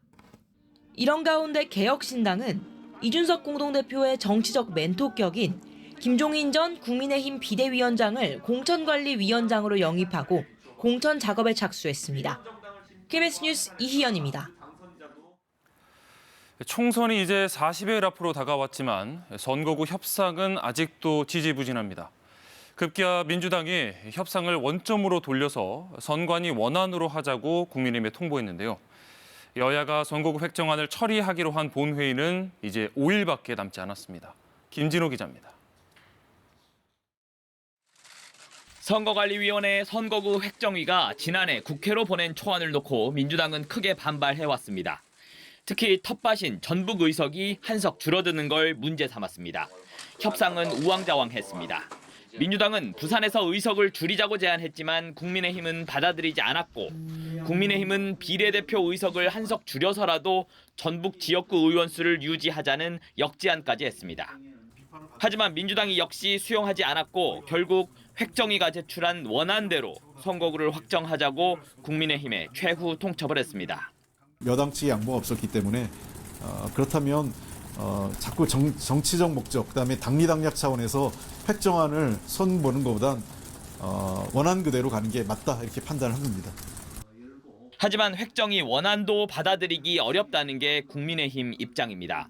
국민의힘은 양측이 협상 과정에서 잠정 합의한 전국 4곳의 특례안은 유지해야 한다고 주장하고 있습니다. 민주당 요구처럼 획정위 초안대로 가면 속초시 철원군, 화천군, 양구군, 인제군, 고성군의 6개 시군이 모인 기형적 공용 선거구가 탄생해 조정이 불가피하다는 것입니다. 강원도 같은 데는 많은 문제가 있습니다. 6개 군을 관할하는 선거구가 생김으로 인해서 너무 지역이 넓고 그래서 우리 당은 현행대로 좀 강원도 같은 경우는 했으면 좋겠다는 생각을 가지고 있습니다. 여야는 주말에도 선거구 획정 논의를 이어갈 방침이지만 양측이 벼랑 끝 대치를 이어가는 한 협상 타결은 요원해 보입니다. KBS 뉴스 김진호입니다. 최근 잇따랐던 북한의 순항미사일 발사 등 도발에 대비하기 위해 한국과 미국 공군이 한 팀을 이뤄 연합 공중훈련을 실시했습니다. 스텔스 기능 등을 갖춘 5세대 전투기인 F-35A가 순항미사일 탐지부터 격추까지 실전처럼 훈련했습니다. 보도에 김덕훈 기자입니다. 매끈한 공체, 레이더를 피하기 위한 특수한 도장으로 짙은 회색빛이 나는 스텔스기들이 활주로에 줄지어 들어섭니다. 기체들이 하나둘 큰 엔진 소리와 함께 이륙합니다. 한미 공군의 F-35A가 한 팀을 이뤄 동해상에서 연합훈련을 실시했습니다. 특히 훈련에 참가한 미군 측 F-35A는 일본 가데나 기지 주둔 전력으로 훈련을 위해 최근 국내에 들어왔습니다. 이번 훈련은 한미 양국이 보유한 F-35A 합동작전에 초점이 맞춰졌는데 함께 이륙한 KF-16, F-15K 등 아군 전투기를 북의 전투기 또는 순항 미사일로 설정해 탐지부터 격퇴까지 이르는 과정을 실전 같은 훈련으로 숙달했습니다. 양국 공군 조종사들은 활발한 전술 교류와 실전적 훈련을 통해 5세대 전투기의 상호 운용성을 강화할 수 있었습니다. We're able to understand each other better, especially in terms of the integration. Yeah, so overall strengthen our relations with the ROCAF. 군 당국은 이번 한미 연합훈련을 통해 방위 태세를 굳건하게 하고 최근 점증하는 북의 여러 도발 징후에 철저히 대비한다는 방침입니다. KBS 뉴스 김덕훈입니다. 사업기간 10년이 걸린 수도권 광역급행철도 GTX-A의 첫 개통이 이제 한 달여 앞으로 다가왔습니다. 어제부터 마지막 시험 절차인 시운전이 시작됐습니다. 무엇보다 안전 확보가 중요한 과제인데 오대성 기자가 취재했습니다. 깊이 40m, 지하 4층에 있는 GTX-A 수서역 승강장입니다. 대기하던 열차가 운행 계획표에 맞춰 예정된 시각에 출발합니다. 다음 달 30일 우선 구간 첫 개통을 앞두고 영업 시운전이 시작됐습니다. 영업 시운전이란 실제 영업 조건에 맞춰 운전 분야 23개 항목, 영업 분야 22개 항목을 점검하는 과정으로 20일간 열차 1,300여 회를 투입합니다. 열차 운행 스케줄 및 영업 설비를 최종적으로 점검하고 승무원의 노선 숙지와 업무 숙달 훈련이 주 목적이 되겠습니다. 앞서 2달간 진행한 사전 점검과 시설물 검증은 큰 문제 없이 마쳤습니다. 수서역에서 출발한 열차가 막 동탄역에 도착했는데요. 시간을 재보니 19분 나왔습니다. 계획한 대로 속도가 나오고 있는 겁니다. 이처럼 시간을 맞추는 것만큼 중요한 건 안전 확보입니다. 출입문이 닫힙니다. 대심도 지하인데다 승강장 간 거리가 멀고 특히 기존 고속열차와 선로를 함께 써 오가는 열차는 많아집니다. 그래서 남은 기간 관계기관들은 안전훈련에 집중한다는 계획입니다. GTX 차량 간의 어떤 견인 훈련, 그다음에 승객 대피 훈련 등이 지금 영업 시운전 기간에 총 4회에 걸쳐서 지금 계획이 돼 있습니다. GTX 연장과 신설도 공식화한 만큼 우선 개통 구간의 안전과 성공 여부는 다른 노선 추진에도 영향을 줄 거로 보입니다. 국토부는 개통 전후 현장에 비상근무반을 꾸리고 안전 우려를 해소한다는 계획입니다.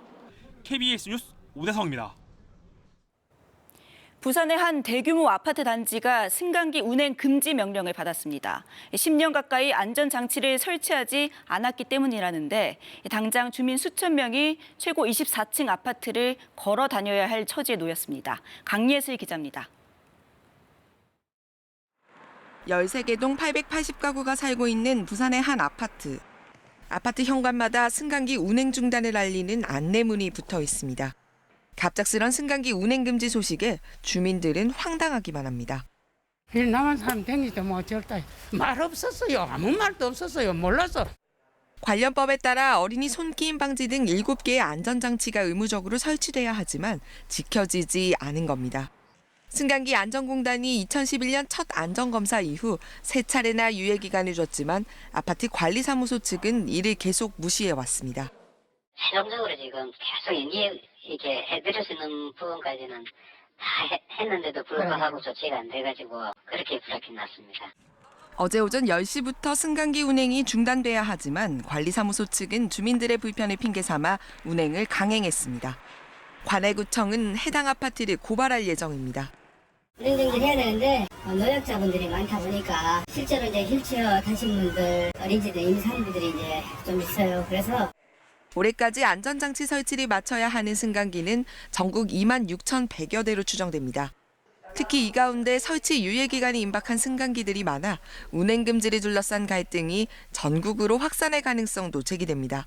KBS 뉴스 강예슬입니다. 기후 변화로 인해 봄의 시작이 빨라지고 있는데 올해도 봄이 일찍 시작될 것이라는 전망이 나왔습니다. 이미 봄꽃들이 꽃망울을 터뜨리기 시작했고 봄꽃 축제 일정도 예년보다 앞당겨지고 있습니다. 김세연 기상전문 기자가 보도합니다. 봄의 전령, 복수초. 올해는 서울에서 1월 31일 개화해 개화 시기가 지난 30여 년 동안 한 달이나 앞당겨졌습니다. 기후변화로 인한 기온 상승으로 실제 봄의 시작도 빨라졌습니다. 기상학적으로 봄의 시작은 9일간의 기온 평균이 영상 5도를 넘고 이후 떨어지지 않는 첫날입니다. 지난 100년간 봄의 시작은 20일 정도 빨라진 것으로 나타났습니다. 지난 100년 동안 봄꽃의 개화일은 개나리가 23일, 벚꽃 21일, 매화는 53일 앞당겨진 것으로 분석됐습니다. 올봄 역시 기온이 최근 30년 수준과 비슷하거나 다소 높을 가능성이 큰 것으로 기상청은 전망했습니다. 주된 요인은 예년보다 뜨거운 북서태평양입니다. 북서태평양 상공에 고기압이 발달해 우리나라로 따뜻한 공기가 유입될 가능성이 큽니다.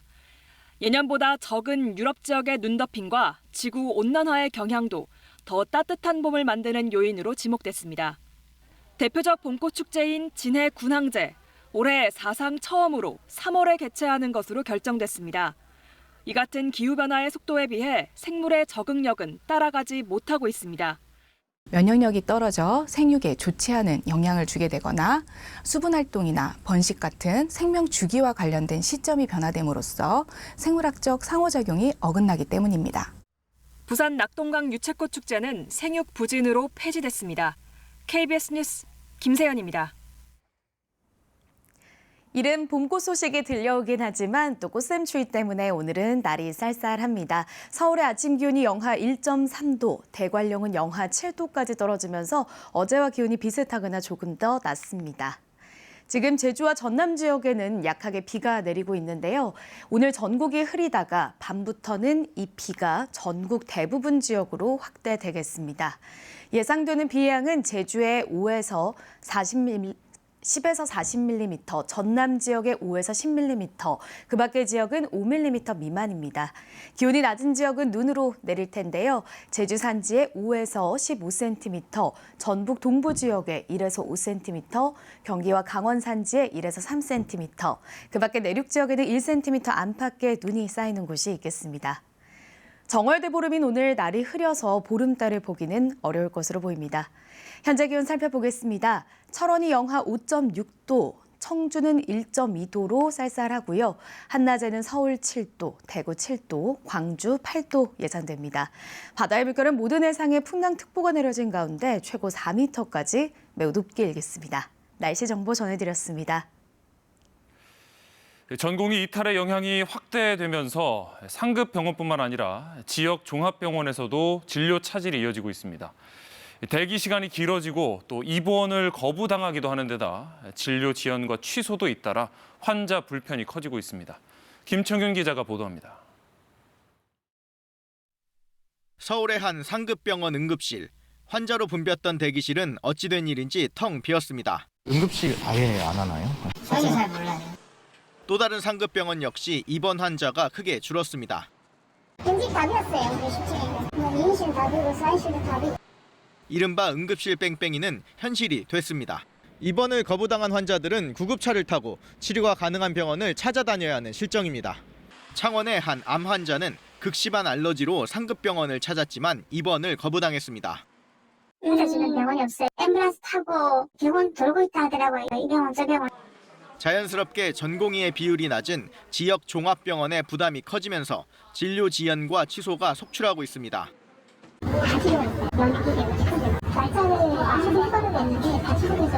체감 진료 대기 시간은 평소보다 훨씬 늘었습니다.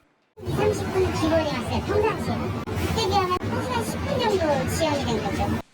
퇴근 뒤 다시 병원에 불려 나올 정도로 간호사의 업무도 과중해졌습니다. 집에 갔다가 불려 나오는 경우는 다반사고요. 불려 나왔다 집에 다시 갔는데 출근 중에 다시 또 불려 나오는 경우도 있고요. 정부와 의사단체의 강대강 대치가 이어지면서 환자 불편은 계속됐습니다. KBS 뉴스 김청윤입니다. 의료계 집단 행동에 정부가 강경 대응 방침을 밝힌 가운데 의협 지도부 등에 대해 곧 고발 조치에 들어갈 수 있다는 전망이 나오는데요. 전공의들의 복귀가 더 늦어진다면 이르면 다음 주 중 이뤄질 걸로 보입니다.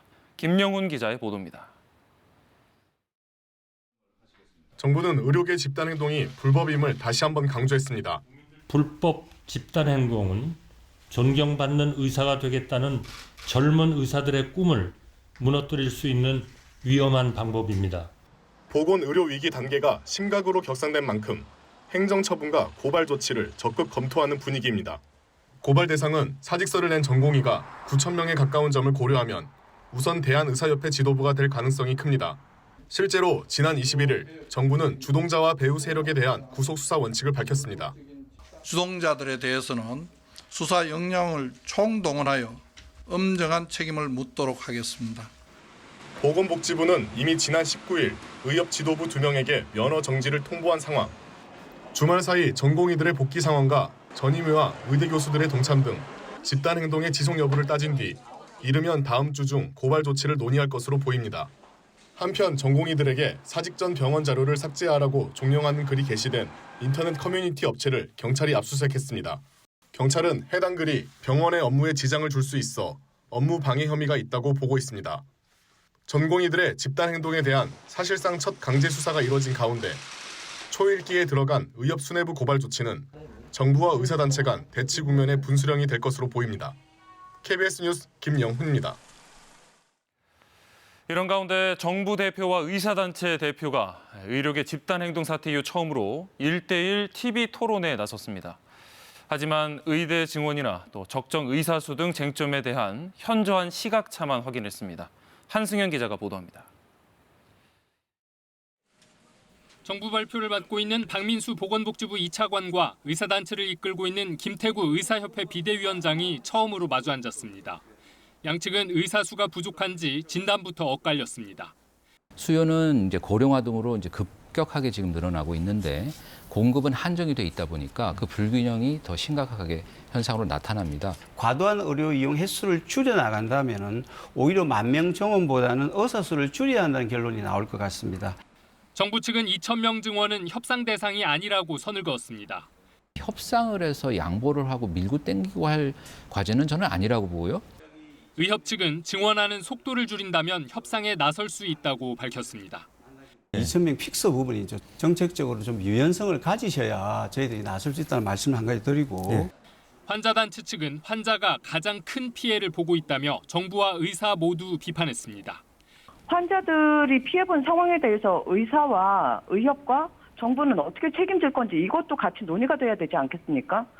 양측은 1년여간 28차례 만났지만 증원에 합의하지 못하면서 보건의료 위기 심각 단계까지 왔습니다. 정부는 논의를 충분히 많이 했다고 했지만 의협은 2,000명 증원 이야기는 한 번도 없었다고 반박했습니다.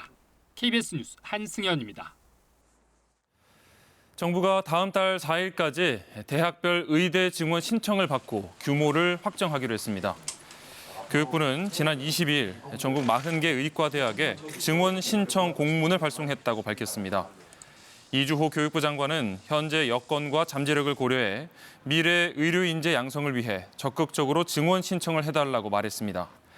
정원 배정 규모는 비수도권 의과대학을 중심으로 집중 배정하되 지역 의료와 필수 의료 지원 필요성 등도 종합적으로 고려하겠다고 설명했습니다. 네, 미국 민간 업체가 개발한 달 탐사선이 달 착륙에 성공한 가운데 최근 세계에서 5번째로 달 착륙에 성공한 일본에서도 민간 영역이 활약하고 있습니다. 우주선의 모습을 찍어보낸 변신 로봇은 장난감 제조 회사가 만들었고 위성의 무게를 줄이기 위한 연구에는 공방이 참여했습니다.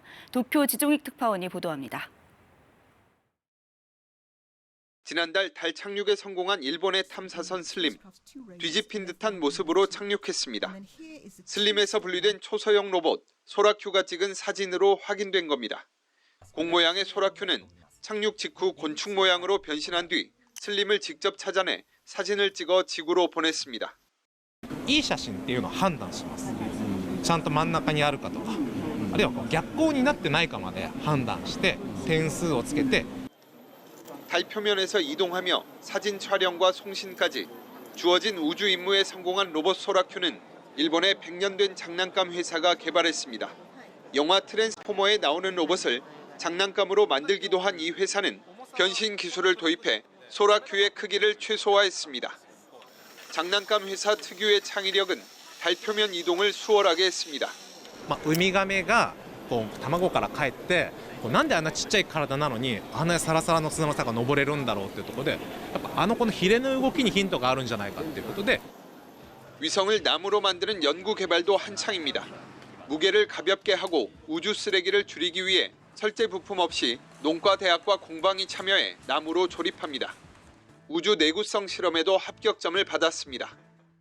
우주 개발을 향한 일본의 크고 작은 도전이 연이어 성공하면서 우주 항공 사업 진출을 꾀하는 일본의 민간 기업도 점차 늘 것으로 전망되고 있습니다. 도쿄에서 KBS 뉴스 지동익입니다. 러시아가 우크라이나를 침공한 지 벌써 2년이 됐죠. 러시아가 금방 승리할 거라는 예상을 뒤엎고 서방 세계 지원에 힘입은 우크라이나군의 항전은 계속되고 있습니다. 우크라이나 동남부를 중심으로 치열한 교전이 진행 중인 상황을 베를린 조빈나 특파원이 자세히 짚어봤습니다. 우크라이나 국기를 내리는 러시아 병사. 지난 넉 달 동안 격전이 벌어진 우크라이나 동부 도시 아우디우카를 러시아가 장악했습니다. 지난해 바그너 용병을 앞세워 동부 요충지 바흐무트를 10개월 만에 장악한 이후 러시아군의 최대 전과입니다. Это безусловный успех, я вас поздравляю. Его нужно развивать. Это тоже очевидная вещь. 러시아군은 기세를 올려 동부와 남부 주요 전선에서 공세 수위를 높이고 있습니다. 우크라이나군은 기로에 서 있습니다. 전쟁 첫 해에는 제2도시 하르키우에 이어 남부 요충지 헤르손 탈환에 성공하며 기세를 올렸습니다. 지난해 여름 추가 탈환을 위한 대반격을 시도했지만 사실상 실패했습니다. 우크라이나군 신임 총사령관은 공격에서 방어 태세로 전환해 방어선 유지에 주력하고 있음을 시사했습니다. Наші цілі, вони залишаються незмінними. Це утримання наших займаних позицій, утримання нашої території. 2년간 러시아군이 발사한 미사일은 8,000발이 넘고 드론은 4,600여 대에 이른다고 우크라이나군은 밝혔습니다. 북한의 탄도미사일도 포함됐습니다. 이런 물량 공세에 우크라이나는 영토 20%가량을 점령당한 상태입니다. 지난해 가을 이후 우크라이나군의 무기 부족은 심화되고 있습니다. 베를린에서 KBS 뉴스 조빈나입니다. 공천 탈락에 반발하며 더불어민주당 노웅래 의원이 당대표 회의실에서 단식 농성을 하고 있습니다. 이재명 대표는 판단 기준은 국민의 눈높이라면서 공관위 결정을 수용하라고 촉구했는데요. 한동훈 국민의힘 비상대책위원장은 이 대표와 노 의원 둘 다 감옥에 가야 한다고 비판했습니다. 김민철 기자가 보도합니다. 더불어민주당 노웅래 의원이 컷오프에 반발해 당대표 회의실에서 이틀째 단식 농성을 벌이고 있습니다. 그건 공천농단이지. 선거 이겨도 저도 좋다 그냥 우리 편 집어넣겠다 이거밖에 없으니까 이거는 당을 망하게 하는 거니까. 이 때문에 민주당 지도부는 최고위원회의 장소까지 옮기는 등 난감한 상황에 빠졌습니다. 그래서 당은 어떻게 하려고 그러는 거예요? 네? 얘기를 해보겠습니다. 이재명 대표는 이른바 비명행사 공천이란 반발과 관련해 공천 과정에 여러 혼란들이 발생한다며 정면 돌파하겠다는 뜻을 밝혔습니다. 판단의 기준은 국민의 눈높이이고 또 판단의 절차와 주체가 있습니다. 이런다고 해서 상황이 바뀌지는 않습니다. 또 바뀌어서도 안 됩니다. 다만 노 의원과 비공개 면담에선 금품수수 인정 때문에 서울 마포갑을 전략 지역구로 지정한 걸로 알고 있다며 양해를 부탁한 것으로 전해졌습니다. 법무장관 시절 노 의원과 이 대표에 대한 체포동의안 처리를 국회에 요청했던 한동훈 비대위원장은 두 사람을 싸잡아 비판했습니다.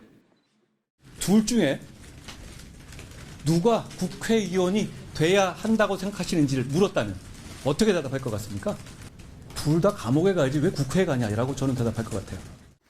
또 이 대표가 당내 비명 공천학살 논란을 두고 영점 받은 의원도 있다며 웃은 데 대해 이번 총선 국면에서 최악의 장면이라고 말했습니다. KBS 뉴스 김민철입니다.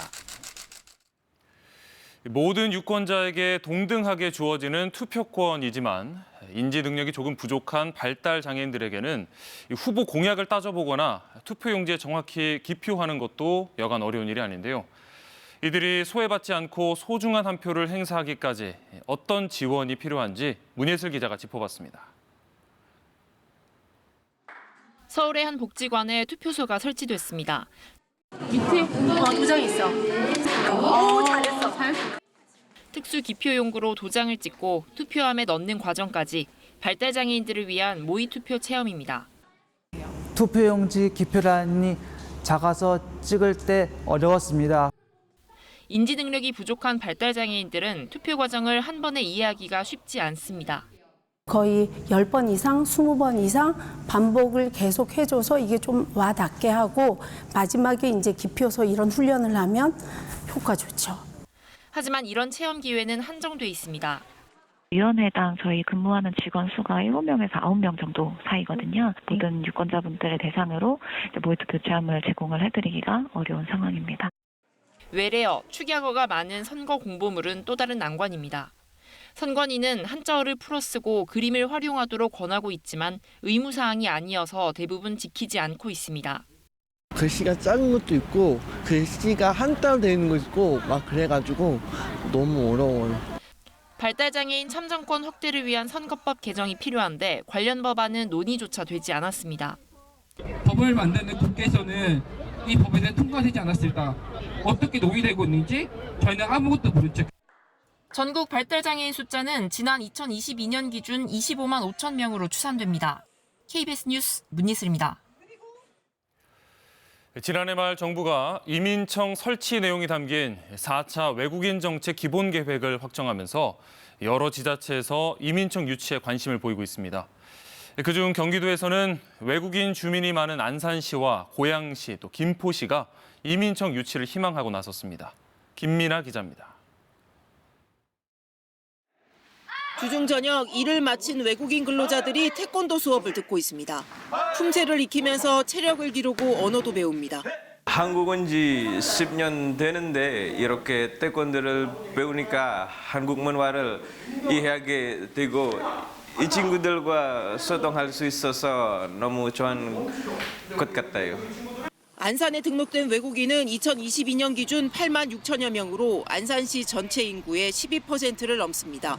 국제결혼 등 가정을 꾸린 다문화 가구도 안산 전체 가구의 4%입니다. 500명 이상 논대요. 일하러 오는 분들이 이제 주말에 토요일, 일요일 이제 다문화 거리 이제 구경도 하면서 우리나라 음식 이제 뭐 맛도 먹어보고 그런 분들이 많습니다. 외국인 전담 조직 운영과 보육료 지원 등 관련 정책을 시행하면서 쌓인 행정 경험을 토대로 안산시는 이민청 유치에 적극 나서고 있습니다. 이민청 유치를 위해서 각국 대사관에 서한문도 보내고 직접 방문도 하면서 공감대 형성에 주력하고 있습니다. 고양과 김포시도 이민청 유치 의사를 밝혔고 경북과 전남도 등은 인구 소멸의 대안으로 유치 당위성을 주장하고 있는 상황. 이민청 설립 논의가 본격화하면 이보다 많은 지자체가 유치 경쟁에 뛰어들 것으로 보입니다. KBS 뉴스 김민아입니다. 카카오 모빌리티의 매출 부풀리기 의혹을 조사한 금융감독원이 분식 회계가 이뤄졌다는 결론을 내리고 최고 수위 제재를 추진합니다. 카카오 모빌리티 측은 제재가 최종 확정되기 전까지 남은 절차를 통해 충실히 소명하겠다는 입장입니다. 손서영 기자입니다. 지난해 7월 카카오 모빌리티에 대한 감리에 착수한 금융감독원. 7개월간 조사 끝에 금감원은 카카오 모빌리티가 2020년부터 가맹택시 사업 매출을 부풀린 것이 분식회계에 해당한다고 결론짓고 가장 높은 수위의 제재를 결정했습니다. 법인에 대한 과징금 부과, 경영진에 대한 직무정지 권고와 함께 검찰 고발도 추진합니다. 최종 제재 수위는 감리위와 증권선물위원회 단계를 거쳐야 확정됩니다. 쟁점은 매출 인식 방식입니다. 카카오 모빌리티 가맹택시 사업은 운수회사가 운임의 20%가량을 수수료로 내면 카카오 모빌리티가 16에서 17%를 광고와 마케팅에 참여하는 조건으로 돌려주는 구조입니다. 카카오 모빌리티는 두 계약을 구분해 회계 처리했는데 금감원은 이를 문제 삼았습니다. 차액인 3에서 4%만을 매출로 잡는 게 맞다는 겁니다. 이런 방식으로 부풀려진 매출이 금감원은 2022년 한 해에만 3천억 원에 달한다고 봤습니다. 법적으로 회계 처리가 각각 구분될 수 있는 조건을 갖췄는지와 경제적으로 실제 현금 흐름이 그를 뒷받침할 수 있는지가 이슈가 될 것 같습니다. 반면 카카오 모빌리티 측은 가맹 계약과 업무 제휴 계약은 수수료 책정 체계가 달라 별개의 계약으로 보는 게 맞다는 입장입니다. 카카오 모빌리티는 감리위와 증선이 단계 검토가 남아있는 만큼 성실히 소명하겠다고 밝혔습니다. KBS 뉴스 손서영입니다. LH 아파트 공사 감리 입찰 과정에 담합 의혹을 수사 중인 검찰이 업체 대표와 심사위원 등 3명에 대해 구속영장을 청구했습니다. 검찰은 이들이 수천만 원대 뇌물을 주고받은 것으로 보고 있습니다. 현예슬 기자입니다. 한국토지주택공사 감리 입찰 담합 의혹을 수사하고 있는 검찰이 사건 관계자들에 대해 구속영장을 청구했습니다. 서울중앙지검 공정거래조사부는 뇌물공여 혐의로 감리업체 대표 김모 씨에게 구속영장을 청구했다고 밝혔습니다. 또 뇌물수수 등 혐의로 전현직 국립대 교수 출신 심사위원 허모 씨와 주모 씨에 대해서도 구속영장을 청구했습니다. 김 씨는 2022년 6월부터 같은 해 10월까지 조달청이 발주한 건설사업관리 용역 입찰에서 심사위원 허 씨에게 2차례에 걸쳐 2,500만 원의 뇌물을 준 혐의를 받습니다. 또 다른 심사위원 주 씨는 2020년 12월 LH가 발주한 건설사업관리 용역 입찰에서 참여업체 대표로부터 6천만 원을 수수한 혐의를 받습니다. 검찰은 2019년부터 2022년까지 LH와 조달청이 발주한 감리 용역 입찰 등에 참여한 업체들이 순번과 낙찰자 등을 사전에 협의한 혐의를 수사하고 있습니다. 이 과정에서 평가에 참여한 심사위원 10여 명이 업체들로부터 금품을 받고 낙찰에 관여한 정황도 포착한 것으로 알려졌습니다. 앞서 검찰은 지난해 12월 감리업체 직원들과 심사위원들의 사무실, 주거지 등을 압수수색했습니다. KBS 뉴스 현예슬입니다. 요즘처럼 변덕스러운 날씨에 전기차 운전하시는 분들은 긴장할 수밖에 없습니다. 날이 추워지면 주행 거리가 평소보다 줄어드는 데다 충전도 만만치 않기 때문입니다. 이런 문제에 전기차 제조사들은 어떻게 대응하고 있는지, 또 겨울철 관리법은 무엇인지 황다혜 기자가 알아봤습니다. 충전소 앞이 버려진 전기차로 가득 찼습니다. 영하 20도 아래로 내려간 한파에 배터리의 기능이 떨어져 충전을 할 수 없었기 때문입니다. 배터리는 기온이 낮아지면 성능이 떨어지는데 그만큼 전기차 주행 거리도 줄어듭니다. 충전 속도도 덩달아 느려집니다. 이런 단점들은 전기차 판매에도 영향을 줄 수 있습니다. 이 때문에 제조사들은 추위를 극복할 수 있는 기술 개발에 한창입니다. 기술의 핵심은 추운 날씨에도 배터리 충전 속도를 높이는 겁니다. 충전소 도착 전에 배터리를 미리 데우는 기술은 이미 사용되고 있습니다. 액정마저 꽁꽁 얼어있는 극저온 실험실입니다. 이 차에는 배터리 온도를 높이면서도 충전을 바로 시작할 수 있는 기술이 적용돼 있습니다. 충전이 시작되었습니다. 극한 상황에서도 대응이 가능한 기술을 개발하는 게 목표입니다. 지구 온난화 때문에 이제 겨울철 더 추운 극한의 온도까지 내려가는 걸 목격을 했고요. 30도 물론 그 이하까지도 어떻게 차량의 유지가 또는 운전, 충전이 될 수 있을지를 저희가 집중적으로 시험을 하고 있고요. 전기차 운전자들은 겨울철에 특히 차량 관리에 신경 써야 합니다. 겨울철에는 배터리가 표시 성능보다 낮아질 수 있어 실제 목적지까지 거리보다 여유 있게 충전 계획을 세워야 합니다. 주차와 충전은 가급적 실내에서 하는 게 좋습니다. 또 에너지 소모가 많은 급가속, 급제동은 피하고 히터보다는 열선을 쓰면 배터리를 더 아낄 수 있습니다. KBS 뉴스 황다입니다. 하나로 돌아온 괴물투수 류현진 선수가 팀 스트링 캠프에 합류한 첫날부터 불펜 투구를 소화했습니다.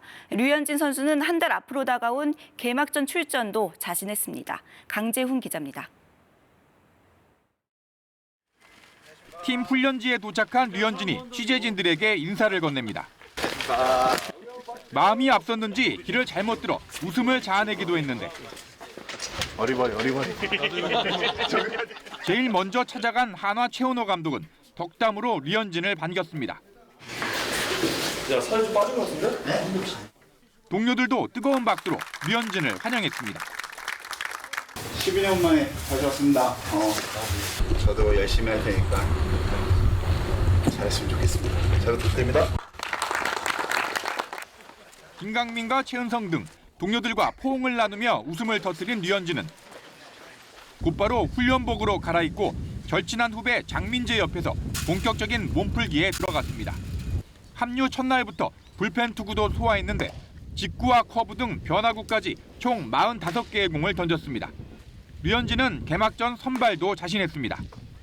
80개까지는 올릴 수 있을 것 같고 일단은 한국에서도 65개 피칭을 했었기 때문에 지금 몸 상태랑 이런 걸 봤을 때는 가능할 거라고 생각하고 있고요. 류현진이 눈여겨볼 선수로 꼽은 지난해 신인왕 문동주도 기대감이 큽니다. 같이 선발에 한 자리를 할 수 있다라고 생각을 하니까 정말 보고 배울 게 많을 것 같고 너무 영광스러운 것 같습니다. 괴물 투수 류현진이 개막전 출전까지 예고하면서 가을 야구를 향한 한화의 꿈이 더욱 커지고 있습니다. KBS 뉴스 강재훈입니다. 이어서 한국도로공사 연결해 주말 아침 교통 상황 알아보겠습니다. 날이 추워서일까요? 해가 뜨고 기온이 조금 오른 후에 나서려는 분들이 많으신 건지 고속도로 상황 아직까진 큰 불편 없습니다. 오늘 지방 방향 최대 정체는 정오쯤이 될 텐데 많이 밀릴 경우 서울에서 강릉까지는 최대 3시간 40분, 충청 이남으로 향하기는 이보다 더 수월해서 대전까지는 2시간 20분 예상됩니다.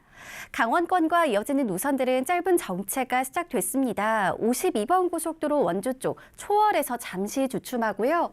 50번 영동고속도로도 강릉 쪽으로 용인휴게소 부근에 점차 교통량 증가하고 있는데 최대 정체 시간대에는 원주와 면원 등 강원권 통과가 힘겹겠습니다.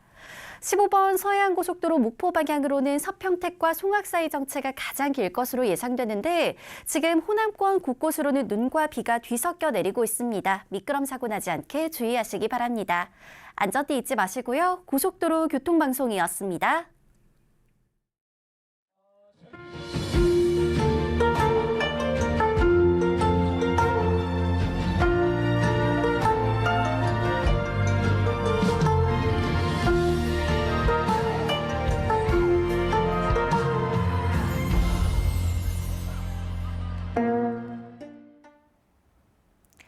꽃샘 추위 때문에 오늘 아침 다소 쌀쌀합니다. 서울의 아침 기온이 영하 1.3도, 대관령 영하 7도로 대부분 지역의 아침 기온 영하로 뚝 떨어져 있습니다. 나가실 때 옷차림 따뜻하게 하셔야겠습니다. 지금 제주와 전남 지역에는 비가 내리고 있는데요. 오늘 전국이 흐리다가 점차 이 비가 밤부터는 전국 대부분 지역으로 확대되겠습니다. 이 비나 눈은 내일 아침까지 이어지겠습니다. 앞으로 제주에는 10에서 40mm 정도의 비가 내리겠고 전남 지역에 5에서 10mm, 그 밖의 지역은 5mm 미만 예상됩니다.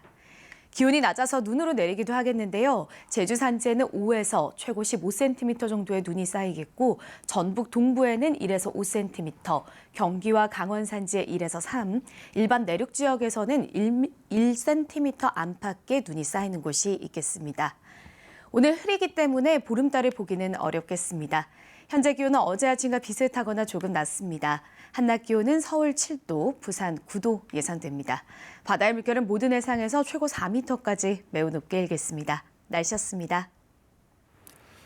주말 아침 뉴스 광장 마칩니다. 시청해주신 여러분 고맙습니다.